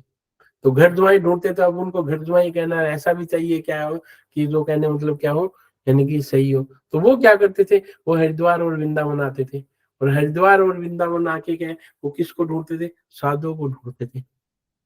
उनको लगता था कि ये जो साधु है, ये साधु क्या होंगे, साधु का जैसे नाम आता है तो हमारे ध्यान में आता है ना कि साधु क्या होगा, साधु ईमानदार होगा, साधु को ये लालच नहीं होगा, ये नहीं होगा। तो वो साधु को क्या बताते थे, फिर ये साधु को ये कहते थे कि हमारे देखो इतना धन है, ये है, आप कहने मतलब मेरी बेटी से शादी कर लो और आपको कहने मतलब ये होगा वो होगा। तो वो साधु के यानी वो उनको ये लगता था कि भाई मेरे को क्या है कि अच्छा घनश्वाई मिल गया। लेकिन प्रभुपाद जी और भक्ति सिद्धांत सरस्वती ठाकुर कहते थे कि वहां पर भी ना वही लोग जाके बैठते थे जिनको पता होता था कि ऐसे ऐसे करके कोई मारवाड़ी आएगा। यानी कि इस दुनिया में धोखा खाने वाले और धोखा देने वाले दोनों ही है। तो मारवाड़ी ने तो क्या सोचा कि मैंने साधु की साधु को धोखा दे दिया, और साधु ने क्या सोचा, मैंने मारवाड़ी को धोखा दे दिया। तो ये है ना, ये जब तक हम यानी कि परंपरा के अंतर्गत नहीं होंगे और शुद्ध भक्त के यानी कि साथ नहीं होंगे, तो हमारे साथ क्या होगा, धोखा होएगा। हम सोचते हैं कि हमने धोखा दे दिया। कई बार लोग करते हैं कि यानी कि कहने वाले धामों में जाते हैं, और धामों में जाके क्या सोचते हैं कि हमने जैसे यानी कि साधु के पैर पकड़ लेंगे तो हमारा क्या होगा, सारे के सारे क्या हो जाएंगे, कहने वाले हमारे सारे के सारे पाप चले जाएंगे और साधु के पास क्या हो जाएंगे, ट्रांसफर हो जाएंगे। नहीं नहीं, तो वहां भी ना वैसे ही बैठे हैं, उन लोगों को पता है कि भाई ऐसा ऐसा आएगा, तो यानी वो ऑलरेडी क्या है, यानी कि धोखा देने वाले हैं। तो आगे बताते हैं कि यानी कि इस दुनिया के अंदर क्या है कि जब तक कहने मतलब हम यानी कि सही परंपरा के अंदर या सही कहने मतलब किसके साथ नहीं होंगे, यानी कि जो साधुओं के साथ नहीं होंगे, यानी कि शुद्ध भक्त के साथ नहीं होंगे, तब तक न तो हमें शास्त्र में भगवान मिलेंगे, न हमें धाम में भगवान मिलेंगे। अब आगे बताते हैं कि चौथी जो जगह, चौथी कहाँ मिलेंगी, विग्रह में मिलेंगे। यानी भगवान के जो विग्रह है, जो मंदिर है, वहां में क्या मिलेंगे, यानी कि भगवान मिलेंगे। लेकिन विग्रह में भी ये है कि विग्रह के अंदर प्रभुपाद जी एक बार एग्जांपल देते थे कि यानी कि वृंदावन में अंदर बहुत सारे ऐसे विग्रह हैं जहाँ क्या कहते हैं कि वो यानी कि छोटे छोटे शालिग्राम से रख रखे हैं, और लोगों को कहते हैं कि आओ आओ आओ आओ आप शालिग्राम के क्या करो, शालिग्राम के दर्शन करो। तो लोग सुबह सुबह आते हैं, शालिग्राम के दर्शन करते हैं, तो वहाँ कोई 10 रुपए देता है, कोई 100 रुपए देता है, कोई 500 रुपए देता है अपनी श्रद्धा के अनुसार। और जैसे यानी कि लोग चले जाते हैं, दोपहर का समय होता है, यानी कि लोग आने बंद हो जाते हैं, तो वो लोग क्या करते हैं, यानी कि अपने घर को बंद कर लेते हैं, और उन्हें अगर कोई नारियल फोड़ना होता है तो वो नारियल किससे फोड़ते हैं, उसी शालिग्राम से फोड़ते हैं। फिर यानी कि देखो, यानी कि विग्रह के अंदर भगवान है, लेकिन क्या है, वो विग्रह की सेवा करने वाला कौन है, ये सबसे जरूरी है। अगर वो विग्रह की जो सेवा करने वाला वही उसको पत्थर मान रहा है, तो क्या है, उस विग्रह में भगवान मिलेंगे, उस विग्रह में कभी भी भगवान नहीं मिले। ये एग्जाम्पल किसने दिया था, ये भक्ति सिद्धांत सरस्वती ठाकुर दे रहे हैं। तो भक्ति सिद्धांत सरस्वती ठाकुर ने यानी कि 4 चीजें बताई, यानी कि सबसे पहले क्या बताया हमें, शास्त्र, दूसरा धाम, और तीसरा विग्रह है। तो लेकिन विग्रह के अंदर भी, और ये सबसे इंपॉर्टेंट है कि विग्रह की सेवा कौन कर रहे हैं, विग्रह की सेवा कौन करे। तो हम जैसे इस्कॉन के मंदिर में देखते हैं, तो यानी कि जो विग्रह की सेवा है ना, वो किस भाव से कर रहे हैं, कितनी तन्मयता से कर रहे हैं, तभी भगवान वहां मौजूद है। अगर विग्रह की सेवा करने वाला अगर सही ढंग से यानी कि सेवा नहीं कर रहा है, तो विग्रह के अंदर भी भगवान नहीं है। अब आगे यानी कि बताते हैं, भक्ति सिद्धांत सरस्वती ठाकुर कहते हैं कि भगवान कहाँ मिलेंगे, भगवान मिलेंगे कहाँ मिलेंगे माता जी, नाम में। नाम में मिलेंगे, लेकिन भगवान खुद बताते हैं कि भगवान का वास कहाँ है, भक्त के हृदय में, हृदय में, अच्छा हृदय में। जी। और भगवान कहाँ मिलेंगे, भगवान के यानी कि भक्त का जो हृदय होता है, भक्त के हृदय में मिलेंगे। तो यानी भक्ति सिद्धांत सरस्वती ठाकुर कहते हैं, यानी कि आपने शायद एक बताया ना, वैष्णव के मोर प्राण, कौन सा था माता जी वो? हाँ वो था तुम्हारा हृदय सदा गोविंद विश्राम, वैष्णव हाँ। कहे नहीं गोविंद कहे मोरा वैष्णव पराण। तो यानी भगवान कहाँ मिलेंगे, भगवान मिलेंगे हमें यानी कि जो शुद्ध भक्त है उनके हृदय में मिलेंगे। तो यहाँ हम देखते हैं कि यानी कि जैसे प्रभुपाद जी, मैंने बताया ना, प्रभुपाद जी जहाँ भी जाते थे तो वहाँ क्या होते थे, वहाँ कहने मतलब क्या होता था, जादू सा हो जाता था। तो एक बार बताते हैं कि छोटी बच्ची थी, छोटी बच्ची के पास एक छोटी सी डॉल थी, ये लास्ट बात क्या की आज की कथा में ये विराम करते हैं। तो वो छोटी सी बच्ची थी, छोटी डॉल को क्या इधर उधर देख रही थी। तो यानी कि छोटी बच्ची के पास क्या है, वो डॉल किसकी थी, वो कृष्णा रूपी डॉल थी। जैसे हम देखते हैं ना आजकल इस्कॉन मंदिर में जाते हैं, तो यानी कि छोटी सी जगन्नाथ जी या कि राधा कृष्ण की वो मिलते हैं, तो वो कृष्ण वो गायब हो गए थे। अब वो प्रभुपाद जी के पास थी, वो उसने सब जगह देखा, सब जगह था, कहीं नहीं मिला, कहीं नहीं मिला। तो फिर प्रभुपाद जी ने क्या है, प्रभुपाद जी ने वो जब ढूंढ रहे थे, प्रभुपाद जी ने उसको बुलाया। उस लड़की का नाम बताते हैं कि सरस्वती था। तो यानी कि प्रभुपाद जी के हाथ में थी, तो बोला, यानी कि भक्तों ने पूछा कि सरस्वती को कृष्णा का है, तो यानी उस बच्चे ने बोला कृष्णा का है, प्रभुपाद जी के हाथों में। कहाँ पर है कृष्णा, प्रभुपाद जी के हाथ में। यानी वो देख के क्या रोने लगी। तो हमें ये समझना पड़ेगा भगवान का है, भगवान भक्त के हाथों में। और जब यानी कि प्रभुपाद यानी देखो कितना था, यानी कि भगवान को किसने दिया, प्रभुपाद जी ने दिया। हमें ये समझना पड़ेगा कि जो 1 सेकेंड, हाँ माता।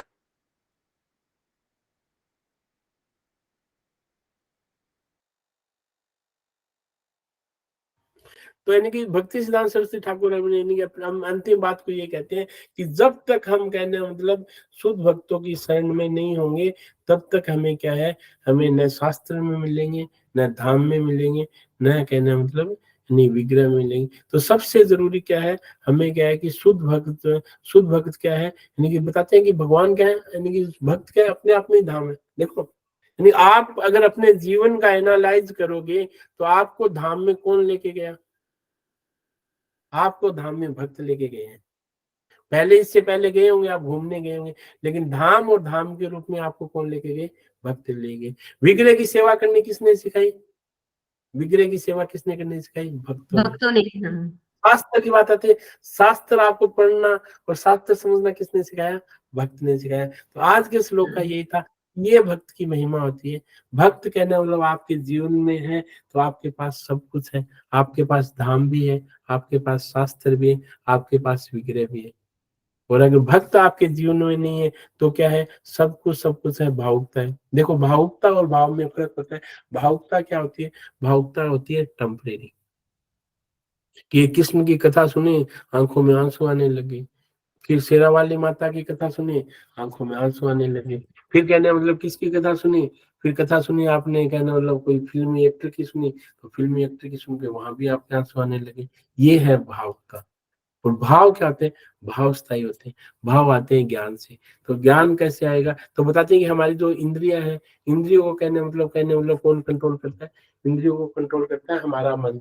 मन को कौन कंट्रोल करता है, मन को कंट्रोल करती है हमारी बुद्धि।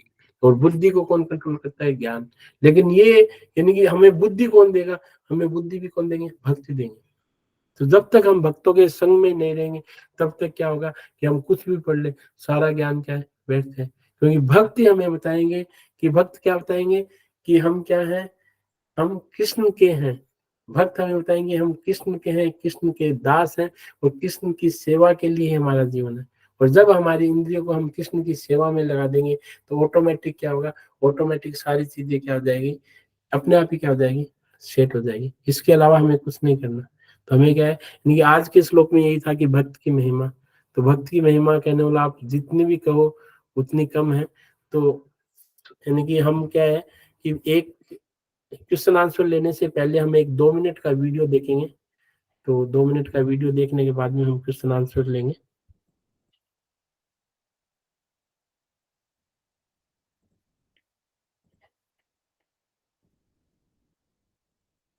हालांकि ये जो वीडियो है, ये वीडियो तो कहने वाला बुक डिस्ट्रीब्यूट को लेके है, लेकिन ये बता सकें ये जीव जो है माया से कैसे बच के रहेगा।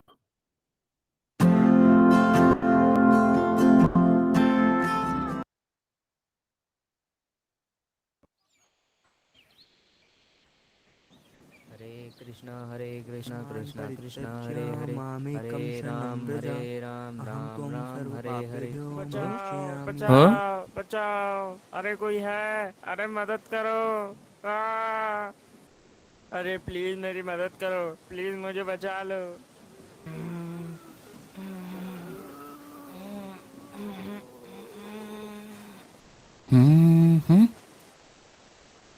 आइडिया।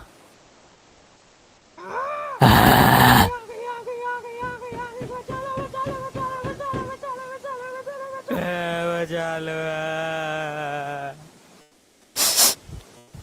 ये लो, जल्दी से पकड़ो, ऊपर आ जाओ, कृष्ण पे भरोसा रखो।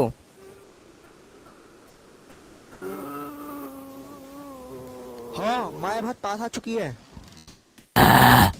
जय Shri Krishna. Thank you Krishna. Hare Krishna Krishna Krishna Hare Hare, Hare Ram Ram Ram Hare Hare, Hare Krishna Krishna Krishna Hare Hare, Hare Ram Ram Ram Hare Hare, Hare Krishna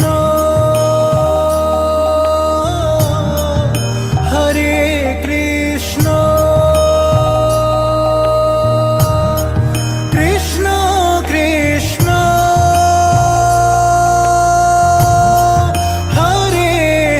Hare,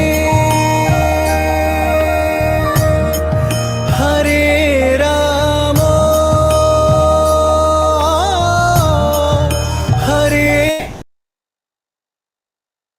Hare Krishna. Class को समाप्त हरि करने से बोल, पहले हरि बोल। आज की युक्ति दोबारा पढ़ते हैं। उसमें प्रभुपाद जी क्या कह रहे हैं, प्रभुपाद जी कह रहे हैं कि यदि कोई तुम्हारे पैर पकड़कर तुम्हारा सिर नीचे करके लटका दे तो वह एक आरामदायक स्थिति नहीं है। यह पूरा संसार ऐसा ही है, यह कष्टदायक है, यह उल्टी परछाई जैसा है। जैसे हमने भगवत गीता के 15वें अध्याय के पहले श्लोक में पढ़ते हैं कि यह संसार उल्टी परछाई जैसा है। तालाब के तट पर पेड़ होता है, उसकी परछाई में पानी दिखाई देता है, किंतु वह वास्तविक नहीं होती। वास्तविक पेड़ ऊपर है। इसी प्रकार सच्चा आनंद, सच्ची वस्तुएं, ये सभी आध्यात्मिक जगत में है। हम तो इस्कॉन के नाम में बैठे हैं, इसमें बैठे रहना है। बाकी गुरु महाराज और जो परंपरा के जो सीनियर वैष्णव है, उनका कर्तव्य है वो इस नाव को गोलोक धाम तक लेके अपने आप से ले जाएंगे। अगर आज की कथा में कोई त्रुटि हुई है तो बद्जी मान के माफ कर देना, और कुछ अच्छा हो तो वो यानी कि सब परंपरा का, गुरु महाराज का, यशोदा कृष्ण प्रभु जी का आशीर्वाद की है। और हंस की तरह आपको बिहेव करना है कि जो अच्छी अच्छी चीजें वो ग्रहण करो, और जो भी त्रुटि है वो मेरी खुद की है, मेरी साधना की है। हरे कृष्णा। अगर किसी वक्त का कोई प्रश्न, कोई क्वेश्चन, कोई टिप्पणी है तो वो हम।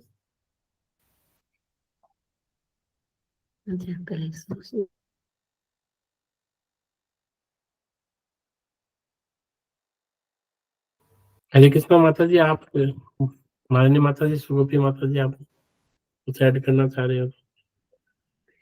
नहीं प्रभु, मैं बस आपका, आपने जो दिया आज इतनी वंडरफुल क्लास है प्रभु। अभी देखो आप, अभी नया नया आपने शुरू किया और अभी से आपका इतना सुंदर है।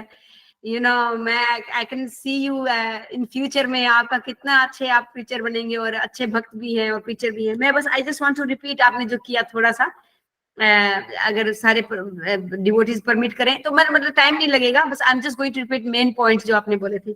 आपने ये बताया कि कैसे नित्यम भागवत सेव्यम, आपने इसके बारे में बताया कि कैसे भक्ति सिद्धांत सरस्वती ठाकुर 5 प्लेसेस जो हैं, जो भक्त जहाँ पे भक्ति प्राप्त भक्तों की सेवा, हरे कृष्ण महामंत्र, श्री भागवतम, भगवत गीता रीडिंग, विग्रह की सेवा, 3 स्थानों का में वास है। और आपने आगे प्रभुपाद का भी आपने कई बार एग्जाम्पल दिया। परीक्षित महाराज मृत्यु के उपरांत उनको 7 दिन उनके पास समय था, हमारे पास कितना समय है, आपने बताया कि उनको एटलीस्ट उनको पता तो था कि उनके पास जाना है और वो गंगा के पास चले गए। उनके पास 2 क्वेश्चन थे, क्या था, एक तो सामान्य मनुष्य जो मरते हैं तो उनकी क्या, सामान्य मनुष्य की क्या ड्यूटी है नॉर्मल स्थिति में, और एक व्यक्ति जो शरीर त्याग रहा है, मरने वाला है, उसकी क्या ड्यूटी है। 2 क्वेश्चन उन्होंने पूछे थे सुखदेव गोस्वामी से। और जो थे मेन पॉइंट मैं आपके कवर कर रही हूँ। आपने कैसे सुखदेव गोस्वामी यहाँ पे बताया कि कैसे उन्होंने तुलना चंद्रमा से की गई है कि वहां पे तारे भी थे, चंद्रमा में थे, लेकिन उसके चंद्रमा के साथ में तारों के आगे चंद्रमा की जो तेज है वो उसके साथ में कंपेयर ही नहीं कर सकते हम उसके साथ में। नारद मुनि और व्यास देव को छोड़कर सभी ने उनको प्रणाम किया, आपने ये बताया। आगे मैं जिस मेन पॉइंट कवर कर रही हूँ, युधिष्ठिर महाराज और विदुर के बारे में, विदुर महाराज के बारे में आपने बताया कि कैसे युधिष्ठिर महाराज अपने आप को मृत समझ रहे थे, लेकिन विदुर के आने से एकदम उनके अंदर जान आ गई और वो कहते आप जहां जाते हैं आप स्वयं तीर्थ हैं, इस ढंग से उन्होंने कहा। सेंटर में हमें भगवान रखना चाहिए तो कोई मतभेद नहीं होगा। कालिया दमन के बारे में अपने बड़े सुंदर ढंग से बताया कि ईर्ष्या मत्सर्य ये नहीं रहेगा। पूतनावध के बारे में बताया कि ढोंगी गुरुओं के प्रभाव से, कुसंग से बचना है तो हमें पूतनावध की कथा सुननी चाहिए। सत्यभामा के साथ में जो कथा आपने बताई थी, जो पारस जो मणि था उसके बारे में, समंतक मणि के बारे में आपने बताया कि उसके सुनने से क्या कोई आरोप लग रहा होता है, वो जैसे कृष्ण जी के ऊपर ही स्वयं के ऊपर आरोप लगा था ये इसके कथा से, तो उसके आरोप उसका दूर हो जाता है। जितने भी असुर है ना, जैसे अष्टासुर है, तन्नावर्त है, अगासुर है, तो अगासुर के बारे में बताते हैं कि हम कृष्ण को देखते हैं ना, और कृष्ण को देख के अगर कार्य करें तो हम कितने भी फंस जाए, कृष्ण हमारी क्या करेंगे, हेल्प करेंगे। हर एक कहने वाली लीला का है ना, भगवान की हर एक लीला हम सुनेंगे तो कुछ ना कुछ यानी कि हमारे जीवन के अंदर क्या है, जीवन में फायदा होगा। Very nice. 4th कैंटो में आपने पृथु महाराज का उदाहरण दिया, 4 कुमारों के बारे में दिया कि इंद्रिय भोग के संपर्क में आने से जैसे हम आतुर हो जाते हैं, एकदम उसी प्रकार उनके दर्शन करने से वैसा ही है जैसे कि इंद्रियों को उतना आकर्षण उनको हो रहा था। नव योगेंद्र महाराज का आपने उदाहरण दिया कि मनुष्य जीवन कितना दुर्लभ है, फिर आपने महाराज निम्बी का भी आपने थोड़ा सा बताया, भगवान के शुद्ध भक्तों के दर्शन कितने दुर्लभ हैं इसके बारे में बताया।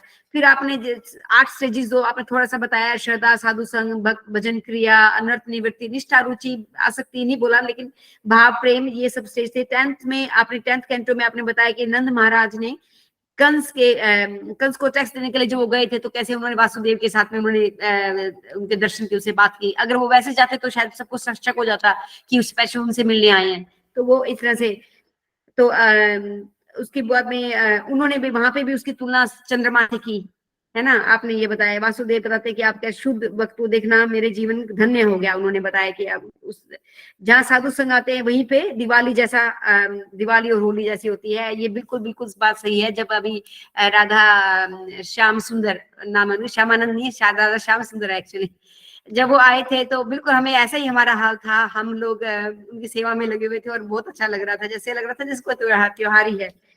प्रभुपाद प्लेन में बैठे हुए थे, बड़ा सुंदर एग्जांपल है ये। तमाल कृष्ण महाराज को कहते हैं कि देखो हम ऊपर से कितने छोटे छोटे लगते हैं, भगवान को भी हम ऐसे छोटे छोटे दिखते होंगे ऊपर से जब भगवान हमें देखते हैं। फिर आपने बताया कि कैसे मुकुंद जो थे कैलिफोर्निया में, उनको 2 भक्त, वो एक्सपेक्ट कर रहे कि 2 भक्त आएंगे रिसीव करने के लिए, क्योंकि बेचारा भक्त ही नहीं। तो देखो तो 500,000 भक्त वहां पे आ गए और वो उनके साथ, और सबने एक साथ प्रणाम किया। मतलब कितनी जबरदस्त बात है कि सबने एक साथ दंड प्रणाम किया, सबकी आंखों में आंसू थे। जहाँ शुद्ध भक्त होते हैं, आपने बड़े सुंदर बताया कि वहां पे भगवान यू नो वहां स्वयं भगवान प्रकट हो जाते हैं, यू नो भगवान कृपा करते हैं। जॉर्ज हैरिसन का आपने उदाहरण दिया, जो बीटल्स, आपको मैं बताती हूँ कि जॉर्ज हैरिसन जो गाना गाता है लॉर्ड स्वीट लॉग, एक हरे कृष्णा, वो top of the pop in UK में एक वो पॉप म्यूजिक है, उसमें टॉप ऑफ द पॉप में नंबर 1 चला था वो गाना अपने टाइम में, तो वो इतना फेमस हो गया था। और माया हमें प्रलोभन देती है, बिल्कुल सही बात है, मैं तुम्हें धन दूंगी, नौकरी दूंगी, लेकिन भिखारी जो है 10 रुपए में खुश हो जाता है, 10-20 में, वैसे हमारा हाल है, हम भिखारी हैं माया थोड़ा सा प्रलोभन देती है, हम उसके पीछे पीछे हो जाते हैं भगवान को छोड़ के। तो भगवान कहाँ मिलेंगे, इंद्रियों से परे हैं। कुएं के मेंढक का आपने बड़ा सुंदर उदाहरण, प्रशांत महासागर से मेंढक आया था और वो उसको बता रहा था कि कैसे कितना बड़ा है, और वो समझ नहीं रहा था। फिर आपने राधानाथ स्वामी महाराज का भी दिया कि वो हमेशा प्रसाद देते रहते हैं, जो जो चित्त है वो शुद्ध होता है। आपको मैं बता देती हूँ कि अपने जो महाराज अभी शिरडी त्याग कर गए थे, क्या नाम है उनका, पीछे कानन महाराज एक बार यूके में गए थे, एक और भक्त थे, 2 भक्त वो वेट कर रहे थे स्टेशन पे, और वहां पे एक शराबी आ गया। वहां पे शराबी को देख के उन्होंने क्या किया, उसको कहा मुंह खोल, और मुंह खोल के उसके मुंह में लड्डू दे दिया। और उसको दूसरे भक्त ने कहा, महाराज जी आपने ये तो शराब पी रहा था, आपने इसको क्यों दे दिया? कहते कम से कम इसको मनुष्य जीवन तो मिलेगा प्रसाद खाने के बाद में। तो महाराज ने ऐसे कहा। तो उसके बाद एक बार जो लोग आते हैं वो लोग एकदम लोगों को एटलीस्ट प्रसाद जरूर देना चाहिए। हमें मंदिर में आते हैं, कम से कम बुक्स ना दें, प्रीचिंग है तो प्रसाद जरूर देंगे कि प्योरिफिकेशन होगा उससे। प्रभुपाद ने 100 लोगों को सर्व कर देते थे। आपने बताया आप बाद में एक सफाई भी करते थे स्वयं बर्तनों की। इतनी ज्यादा इसको महत्व दिया है प्रभुपाद ने इस प्रसाद डिस्ट्रीब्यूशन को। और कैसे आपने विभू और अणु का उदाहरण दिया कि विभू को अणु नहीं समझ सकता, अणु तो को तो भूभू तो समझता है 100% हम उन्हीं का अंश है, लेकिन वो नहीं समझ सकता।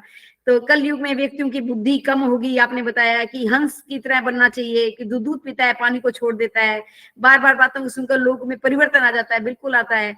भक्ति सिद्धांत सरस्वती ठाकुर ने फिर कहा भगवान कहाँ मिलेंगे? आपने बताया कि 4 स्थान है। पहला क्या है? शास्त्रों में, है ना। अगर शास्त्रों को पढ़ा जाए, साधु संत जहाँ होते हैं और बुद्ध शुद्ध जो शास्त्रों के अनुसार जो जीवन जी रहे, जैसे परीक्षित महाराज हैं, ऐसे लोगों का संग करने से हमें शास्त्रों के द्वारा हमें भगवान प्राप्त होंगे। फिर मैं डिटेल में नहीं जा रही क्योंकि आपने काफी बोला है, लेकिन भगवान फिर उसके भगवान का धामों में अगर गलत कार्य करेंगे या अधर्म काम करेंगे तो भगवान प्राप्ति नहीं होगी, लेकिन भगवान के धाम में जाने से भगवान की प्राप्ति होगी, क्योंकि भगवान का वास है वहां पे, बहुत अच्छी सेवा होती है। अगर फिर उसमें ये भी बताया आपने, cheaters how they get cheated, Marwari का और साधु का बड़ा सुंदर एग्जाम्पल था सर में ऐसा ही है, लोग ऐसे कितने चालाक हैं, एक कदम आगे हैं जो लोग हैं चीटर्स हैं, वो दे ट्राई टू विग्रह में तीसरा पॉइंट था, विग्रह में भगवान मिलेंगे विग्रह की सेवा करने से। भक्ति सिद्धांत सरस्वती ठाकुर ने उदाहरण दिया, नारियल का उदाहरण दिया कि कैसे ब्राह्मण जो देखता है ऐसा कोई नहीं है तो नारियल फोड़ता है, शालिग्राम शिला को मार के नारियल फोड़ता है, तो कोई देख नहीं रहा है। ऐसे जो श्रद्धा नहीं है और वो ऐसे स्थानों पे कर रहे हैं, तो भगवान की प्राप्ति कैसे होगी ऐसे विग्रह की सेवा करने के बावजूद भी। उसके बाद चौथा आपने बहुत सुंदर बोला, शुद्ध भक्त, शुद्ध भक्त के हृदय में भगवान रहते हैं। तो इसमें मुझे एक छोटा सा याद, आपने छोटी सी सरस्वती का उदाहरण दिया कि कैसे उसके पास छोटे से कृष्ण जी थे, वो प्रभुपाद ने हाथ में ले लिए थे और उसने कहा तेरा कृष्ण जी कहाँ है? कहते वो प्रभुपाद, क्योंकि आपने बताया प्रभुपाद भक्तों के पास हमेशा भगवान रहते हैं। कितना सुंदर एग्जाम्पल है। फिर मुझे एक याद आया है कि ब्रह्म संहिता में बोला है, प्रेमाजित छूरित भक्ति विलोचने ना, कि हृदयों जो भक्त है वो हमेशा भगवान के दर्शन करते रहते हैं, हमेशा अपने आंखों में जैसे काजल होती है वैसे उनके हृदय में भगवान समाये रहते हैं। अच्छा, इसके बाद आपने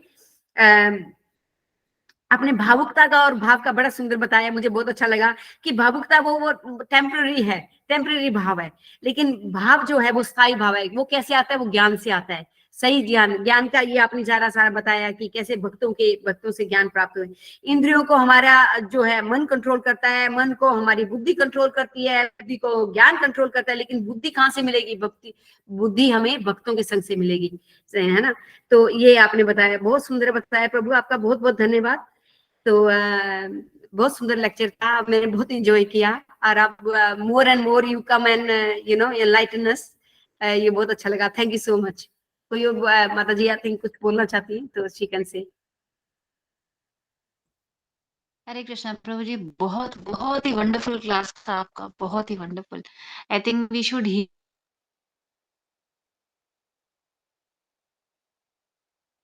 मोर ऑफन फ्रॉम यू।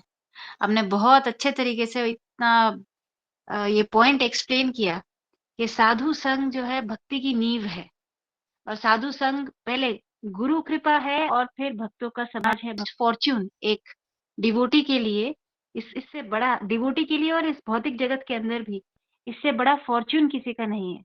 ये तो अगर किसी के पास साधु संघ है तो आप समझिए कि उसकी करोड़ों की लॉटरी लग गई है, स्पिरिचुअल लॉटरी। और जैसे कि महाराज ऑल्सो ही सेज कि आप लोग सब करोड़पति हैं, अपने लेक्चर में बोलते हैं कि आप लोग सब करोड़पति है। तो हम लोग ये सब चीजें बहुत टेकन फॉर ग्रांटेड लेते हैं, हमें नहीं पता वही कि 10-20 रुपए के पीछे हम लोग भागते हैं माया में। लेकिन जो हमें मिला है उसकी क्या वैल्यू है, ये ऐसे लेक्चर जब हम सुनते हैं तब हमें समझ में आता है कि हाँ कि क्या वैल्यू है जो हमें मिला है। And very amazing lecture, very nice. Hare Krishna. मेरे को एक हरे कृष्णा प्रभु ये जी, पूछना दंडवत था प्रणाम, सभी भक्तों को दंडवत प्रणाम। जस्ट 1 सेकेंड, एक श्लोक आपने कोट किया था, वो आप शेयर कर देंगे प्रभु जी?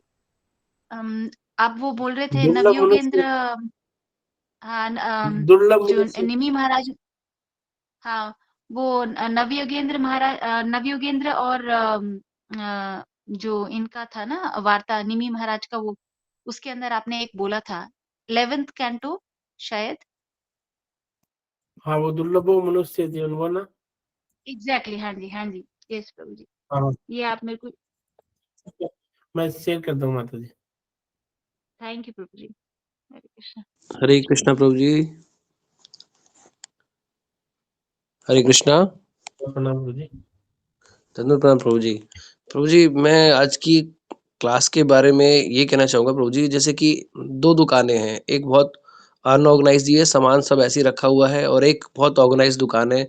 जैसे कि आजकल हम मॉल्स में देखते हैं सब कुछ अच्छे से रखा होता है कि हमें कॉल टू एक्शन बहुत क्लियर होता है कि अगर हमें मतलब अगर सोप चाहिए तो वो सेक्शन में वहाँ जा सकते हैं। तो ऐसे ही मुझे आपकी क्लास लगी, कॉल टू एक्शन आपका बहुत क्लियर है प्रभु जी। मतलब क्लास लेने के लिए आप बहुत ऑर्गनाइज़्ड थे, प्लस अ, जो आपका प्रेजेंटेशन था और प्लस जो आइडियाज़ थे मुझे बहुत अच्छे लगे। मतलब कि मैं बहुत सारे क्लासेस सुनता हूँ प्रभु जी, लेकिन हालाँकि ये दोष दर्शन है, लेकिन मैं फिर भी ऐसा महसूस करता हूँ प्रभु जी कि सब लोग इतने ऑर्गनाइज़ नहीं होते, वो अपनी क्लास को इंटरेक्टिव नहीं बना पाते, इंटरेस्टिंग नहीं बना पाते, लेकिन आपने वो बहुत अच्छे से किया प्रभु जी, वो मुझे बहुत अच्छा लगा। मतलब जो नए भक्त हैं ना प्रभु जी, उनको बड़ा अच्छा लगेगा कि वो मेरी वाइफ़ का भी यही कहना था। उन्होंने जब क्लास सुनी पूरी, तो उन्होंने भी यही कहा कि देखो इस तरह की क्लासेस जो होती हैं उनमें जो नए भक्त हैं उनका इंटरेस्ट आएगा। वो उनका इंटरेस्ट डेवलप करना बहुत ज़रूरी होता है। जो भक्ति में आ चुके हैं प्रभु जी, हालाँकि जैसे कि हम लोग हैं, थोड़े दिन से कर रहे हैं, कुछ-कुछ कर रहे हैं प्रयास, तो उनके लिए तो प्रभु जी सारी क्लासेस बहुत अच्छी होती हैं। उनमें बहुत ज्ञान होता है, बहुत ज्ञान भी होता है, प्लस भगवान का दर्शन भी होता है। लेकिन जो नए भक्त हैं प्रभु जी, उनके लिए आपकी क्लास बहुत अच्छी थी, क्योंकि वो उनको बाइंड करके रखेगी और इंटरेस्ट को और डेवलप करेगी। हरि ये बोल प्रभु जी, दैट्स इट। अरे ये सब है ना प्रभुपाद जी का जादू है। लास्ट एक एग्जांपल और देना चाहता हूँ। एक बार क्या है कि रिलायंस के बहुत बड़े मैनेजर थे, बहुत ही यस प्रभु जी। बड़े 2-3 लेवल के। तो वो गौरांग महाप्रभु से मिले थे मुंबई में जू में। तो वो कह रहे थे कि मेरे को ना पूरे वर्ल्ड में घूमना है, और पूरे वर्ल्ड में घूमना है, लेकिन मेरे को क्या है कि सिर्फ और सिर्फ है ना कहने मतलब इस्कॉन के मंदिर में ही प्रसाद पाना है। तो गौरांग महाप्रभु ने उन्हें सब मंदिरों को एड्रेस दिए। तो विश्व का ऐसा कोई कोना नहीं है जहाँ पर इस्कॉन का केंद्र नहीं है या इस्कॉन का मंदिर नहीं है। तो वो जब घूम के आए तब वो बता रहे थे गौरांग महाप्रभु को, बोले कि ऐसी ऑर्गेनाइजेशन मैंने कहने मतलब आज तक मेरे जीवन में न कहीं रिलायंस में देखी, न गूगल में देखी, न माइक्रोसॉफ्ट में देखी। तो गौरांग महाप्रभु बोले कि कैसे? तो उनको तो सब पता था, लेकिन वो पूछे कैसे? बोले कि मैं मंदिर में जाता हूँ और हर मंदिर के अंदर कोई भी भक्त है ना कार्य अपने मन के अनुसार नहीं करता। कि जैसे पुजारी आएगा और पुजारी शंख लेगा तो पुजारी 3 ही बार शंख बजा रहा है, ये नहीं कि मैं 2 बार बजाऊं कि मैं 4 बार बजाऊं। बोला कि 3 बार बजाना है तो पुजारी के 3 बार बजाएगा। और हर मंदिर में कहने मतलब जैसे जर्मनी है, जापान है, फ्रांस है, यूएस है, हर जगह बोला सुबह 4:30 बजे का मतलब 4:30 बजे आरती। और जितना यानी कि समय लगना है मंगल आरती में, जो थीम है, जो भाव है, उसी यानी कि मधुर लय से कहना मतलब यानी कि कोई हो हल्ला नहीं, उसी यानी संसार दावानल बोला कि कहीं भी ऐसा नहीं है कि ओम जय जगदीश चल रहा है। तो हर जगह हर थीम बोला कि मेरे को ये लगा कि मैं वृंदावन भी वही है, मायापुर में भी सेम है, जर्मनी में भी सेम है, जापान में भी सेम है। किसी भक्त के यानी ऐसा शहर था जिसमें मंदिर नहीं था, तो वहां लोगों ने एक फ्लैट के अंदर बना, बोला कि वहां भी सेम है। तो ये प्रभु जी प्रभुपाद जी का जादू है। और प्रभुपाद जी के जो डिसाइपल्स है वो इतने अनुशासित है प्रभु जी, इतने अनुशासित है कि वो है ना अपने मन के अनुसार कोई कार्य नहीं करता। मंदिर में यानी कि बता रहे अगरबत्ती इतनी बार दिखानी है और ये मंत्र बोलना है, पुष्प इतनी बार दिखाना है, तो सबके सब है ना यानी कि कहने मतलब अपने आप को ना यानी कि अपने मन के मुताबिक कार्य नहीं करते। सबके सब परंपरा के अंदर जो उनको आदेश मिलता है उसके अनुगत रह के कहने मतलब कार्य करते हैं। तो वो भक्त बता रहे थे कि मैं यानी कि ऐसी संस्था कहने मतलब यानी कि न भूतो न भविष्य थी, और ऐसा जो प्रभुपाद जी के बारे में बता रहे थे कि ऐसा साधु कहने मतलब न तो भविष्य में कभी होगा, न कभी कहने मतलब भूतकाल में होगा। कि यानी कि सबको यानी कि इतना ये प्रभुपाद जी का जादू। प्रभु जी हम घर में भी आरती करते ना, तो यानी कि हो सकता है कि हम बद जीव है, लेकिन स्टैंडर्ड देखोगे तो लगभग सेम सा ही है। हो सकता है कि उतनी हमें भाव नहीं है, लेकिन प्रयास यही करते हैं कि हम हमारे मन के मुताबिक, हमें भी जैसे 3 बार संख्या बोला ना, तो हम 3 ही बार बजाते हैं उसको, ये नहीं कि 4 बार बजाए या 2 बार बजाए। तो ये सब के सब प्रभुपाद जी के जो यानी कि अनुशासित शिष्य हैं उनका कमाल है। तो यानी कि अब जैसे मैंने यानी क्लास में बताया ना कि हर जो भागवतम है, हर सेंटर में भागवतम का नियमित अध्ययन होता है, भागवतम और भगवत गीता का। तो ये प्रभुपाद जी ने जो हमें मॉर्निंग साधना दी है, तो हमें जैसे लास्ट के 2 मिनट का जो वीडियो था ना, उसमें क्या है, हमें तो सिर्फ नाम में बैठे रहना है, बाकी हमारे आचार्य इस नाव को अपने आप ना वो लोग धाम तक लेके जाएंगे। थैंक यू प्रभु जी। और जो भी अच्छा था प्रभु जी, ये यशोदा कृष्ण प्रभु जी और वैष्णव स्वयं महाराज और गुरु महाराज की कृपा थी। मेरे जैसा बद जीव आपकी तो क्या कह सकता, कुछ भी नहीं कह सकता। हरि बोल प्रभु जी, हरि बोल। ठीक है, तो आज की क्लास हरे कृष्णा प्रभु जी, दंडवत प्रणाम। एक तो मैं क्षमा चाहूंगा प्रभु जी, पूरी क्लास थोड़ा काम रहता है ले नहीं पाया। आज 7:40 से चली पर ऐसे सुन ही रहा था प्रभु जी। तो क्लास तो जैसा प्रभु जी ने बताया पूरी संगति की, आपकी पूरी योजना बताई। प्रभु जी मेरे 2 क्वेश्चन है। एक क्वेश्चन तो ये है, जैसे प्रभुपाद जी ने अर्थ में बताया था कि साधु और मुनि दोनों, एक तो ये डिफरेंस बताइए प्रभु जी, साधु और मुनि में क्या डिफरेंस है। दूसरा आपने बताया साधु संघ का, कि लव मात्र साधु संघ है। तो आजकल जैसे हम ऑनलाइन प्रयास करते हैं साधु संघ का, आचार्यों की कथाएं सुनते हैं, तो क्या ये भी जो उसी प्रकार से प्रभावशाली होता है जिस प्रकार से आमने सामने साधु संघ करना है? ये 2 क्वेश्चन थे। हरे कृष्ण। दूसरा क्वेश्चन दोबारा पूछना प्रभु जी। ऑनलाइन संघ करते हैं प्रभु जी हम वैष्णव का, साधु का, वो भी इतना ही प्रभावशाली होता है क्या जो आमने सामने फिजिकल होता है? हरे कृष्ण। ठीक है प्रभु जी, पहले तो हम दूसरे क्वेश्चन नहीं लेते हैं। देखो जितना हम ऑनलाइन और जो आमने सामने प्रभावी दोनों ही होता है, कब तक प्रभावी होता है, तो ये बताते हैं कि हम अगर उनके जो आदेश हैं उनका अगर हम यानी कि पालन करेंगे तो ही वो प्रभावशाली है। बाकी हम यानी कि साधु के संग रहेंगे और उनका कहने मतलब उनका आदेश का पालन नहीं करेंगे, उनके अनुसार अगर हम हमारे जीवन में आचरण में नहीं डालेंगे तो दोनों ही व्यर्थ है। यानी कि वपु सेवा है, वपु सेवा से भी ज्यादा इम्पोर्टेंट जब हम IDC कोर्स करते हैं तो उसमें एक वाणी सेवा, जो यानी कि गुरु महाराज और प्रभुपाद जी की, जैसे प्रभुपाद जी अब है नहीं, तो प्रभुपाद जी के कहने मतलब हम कहने मतलब यानी कि शारीरिक संग नहीं कर सकते, उनके क्या है हमें ऑनलाइन ही लेक्चर सुनने पड़ेंगे। लेकिन प्रभुपाद जी कहते हैं कि मैं किस में जीवित हूँ, मैं मेरे ग्रंथ और बुक में जीवित हूँ, और उन्होंने जो तात्पर्य किया, जो अनुवाद किए, उनके अनुसार अगर हम हमारे जीवन को अगर ढालेंगे, उनका अगर पालन करेंगे तो दोनों ही प्रभावी है। कोई फर्क नहीं है कि हम ऑनलाइन सुन रहे हैं कि हम कहने, नो डाउट कि यानी कि साधु जो यानी कि साधु के दर्शन मात्र से कहने मतलब यानी कि जीवन परिवर्तित हो जाता है। हमने देखा था माधवाचार्य जी का जीवन के अंदर एक बार नाव फंसी थी, तो उन्होंने सिर्फ दृष्टि डाली थी, दृष्टि डालने मात्र से नहीं कि वो नाव फंसी हुई निकल जाती है। ये शुद्धाचार्य है, शुद्धाचार्यों का तो अगर हमें कहीं भी मौका मिले यानी कि तो हमें यानी कि जाना चाहिए। हमारे आस-पास जैसे जयपुर, दिल्ली अगर हमारी 1-2 दिन की छुट्टी होती है, तो मौका मिले तो हमें जाना चाहिए। लेकिन सिर्फ ये नहीं है कि उनकी दृष्टि पड़ने से हमारा जीवन चेंज होगा, लेकिन सबसे महत्वपूर्ण क्या है, वो जो बोल रहे हैं, उनको हम हमारे जीवन में पालन कर रहे हैं कि नहीं कर रहे हैं। अगर हम उनके जीवन को में नहीं ढाल रहे, तो हम वहाँ जाके भी क्या कर रहे हैं, अपराध कर रहे हैं। हम अपराध के भागी बन रहे हैं। तो बार-बार वे पिता कोई आज्ञा देता है, पुत्र अगर उसका पालन नहीं करेगा, तो वो क्या है, यानी अपराध का भागी हो जाता है। तो नो डाउट कि हमें जाना चाहिए, लेकिन मुख्य इम्पोर्टेंट क्या है कि कहने मतलब हमें वो जो बोल रहे हैं, जो कथा में बोल रहे हैं, तो उनका पालन करना चाहिए। रही बात और साधु और मुनि की, तो मुनि के बारे में तो यही बताया जाता था प्रभु जी, जो डायरेक्ट तो ब्रह्मा जी के जो पुत्र थे, यानी कि जो सालों से जो तपस्याएं कर रहे होते थे, उनको मुनि बोला जाता था। और मुनि के अनुगत जो कहने मतलब जो साधना करते थे, यानी कि जो सीनियर थे, उनको साधु बोला जाता था। तो आई होप माता जी आप कुछ ऐड करना चाह रहे हो तो आप इसमें कुछ बता सकते हो। हरे कृष्णा प्रभु जी, एकदम बहुत क्लियर तो नहीं पता, बट प्रभुपाद जैसे मैं आवाज आ रही है क्या? मैं ऑडिबल? हाँ, हाँ जी, माता जी।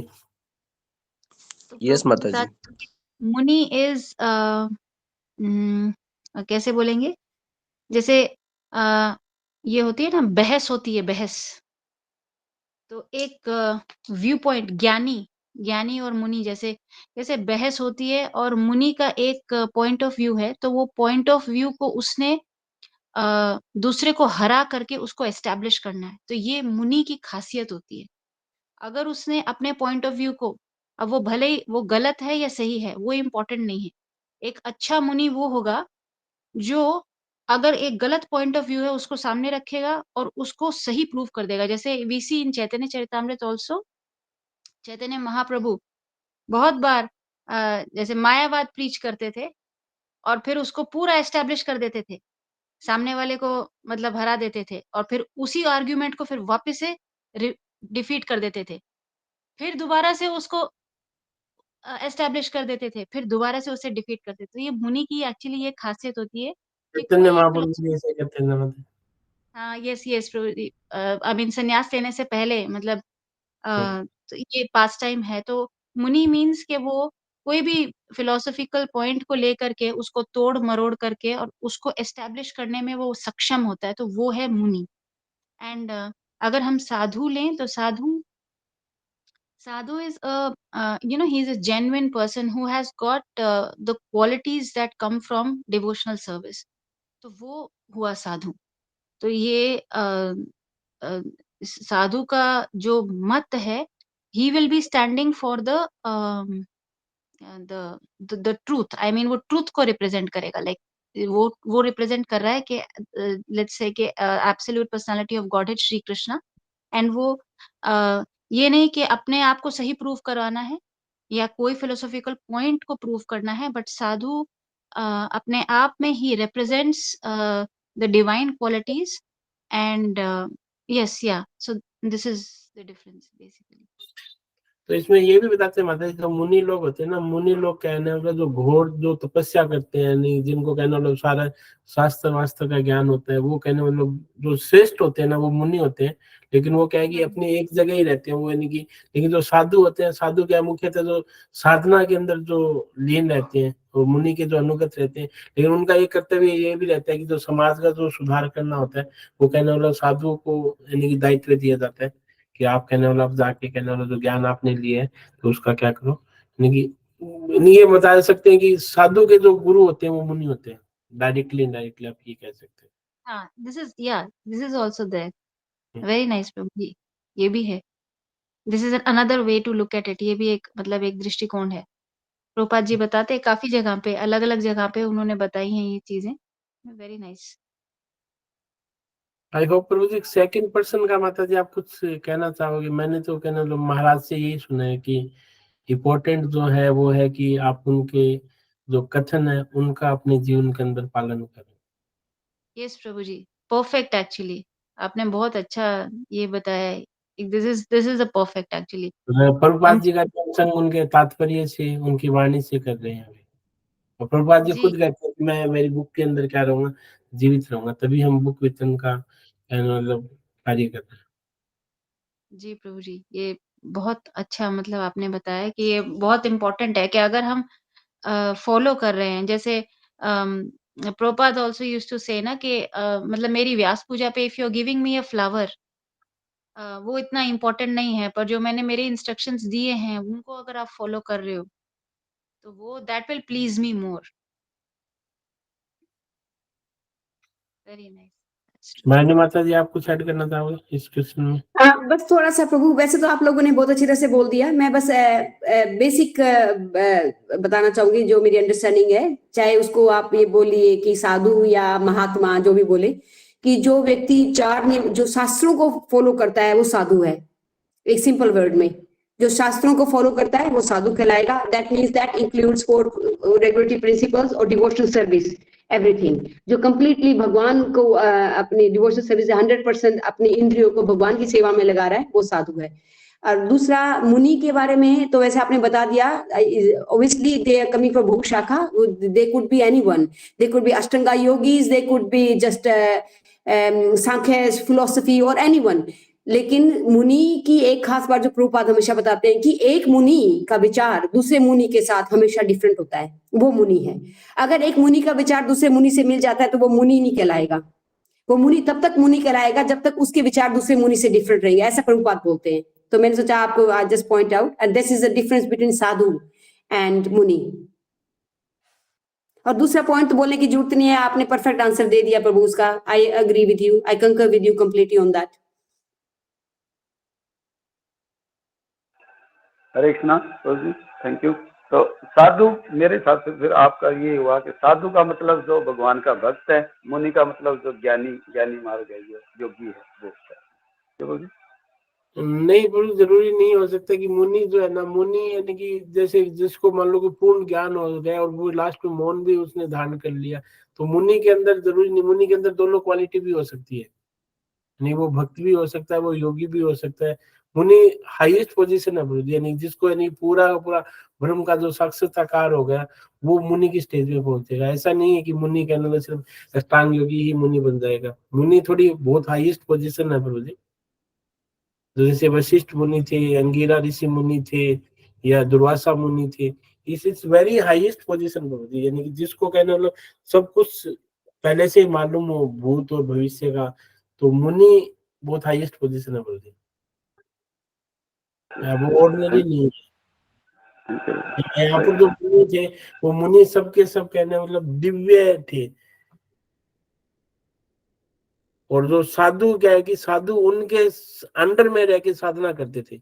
उस समय जो ये परीक्षित महाराज की जो घटना थी ना, वहां मुनि की पोजीशन सर्वश्रेष्ठ थी, साधु उनके अंतर्गत रह के जो साधना कर रहे थे वो साधु थे उस समय। आज के परिप्रेक्ष्य में हम अलग ले सकते हैं, लेकिन उस समय जो थे मुनि के अंतर्गत रह के कहने वाला साधु अपनी साधना करते थे।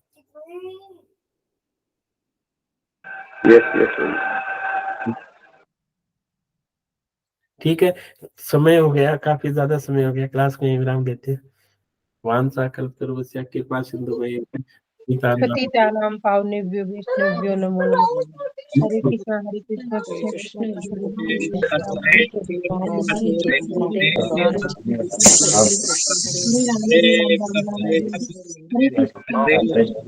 कृष्ण हरे कृष्णा कृष्ण कृष्ण हरे हरे, हरे राम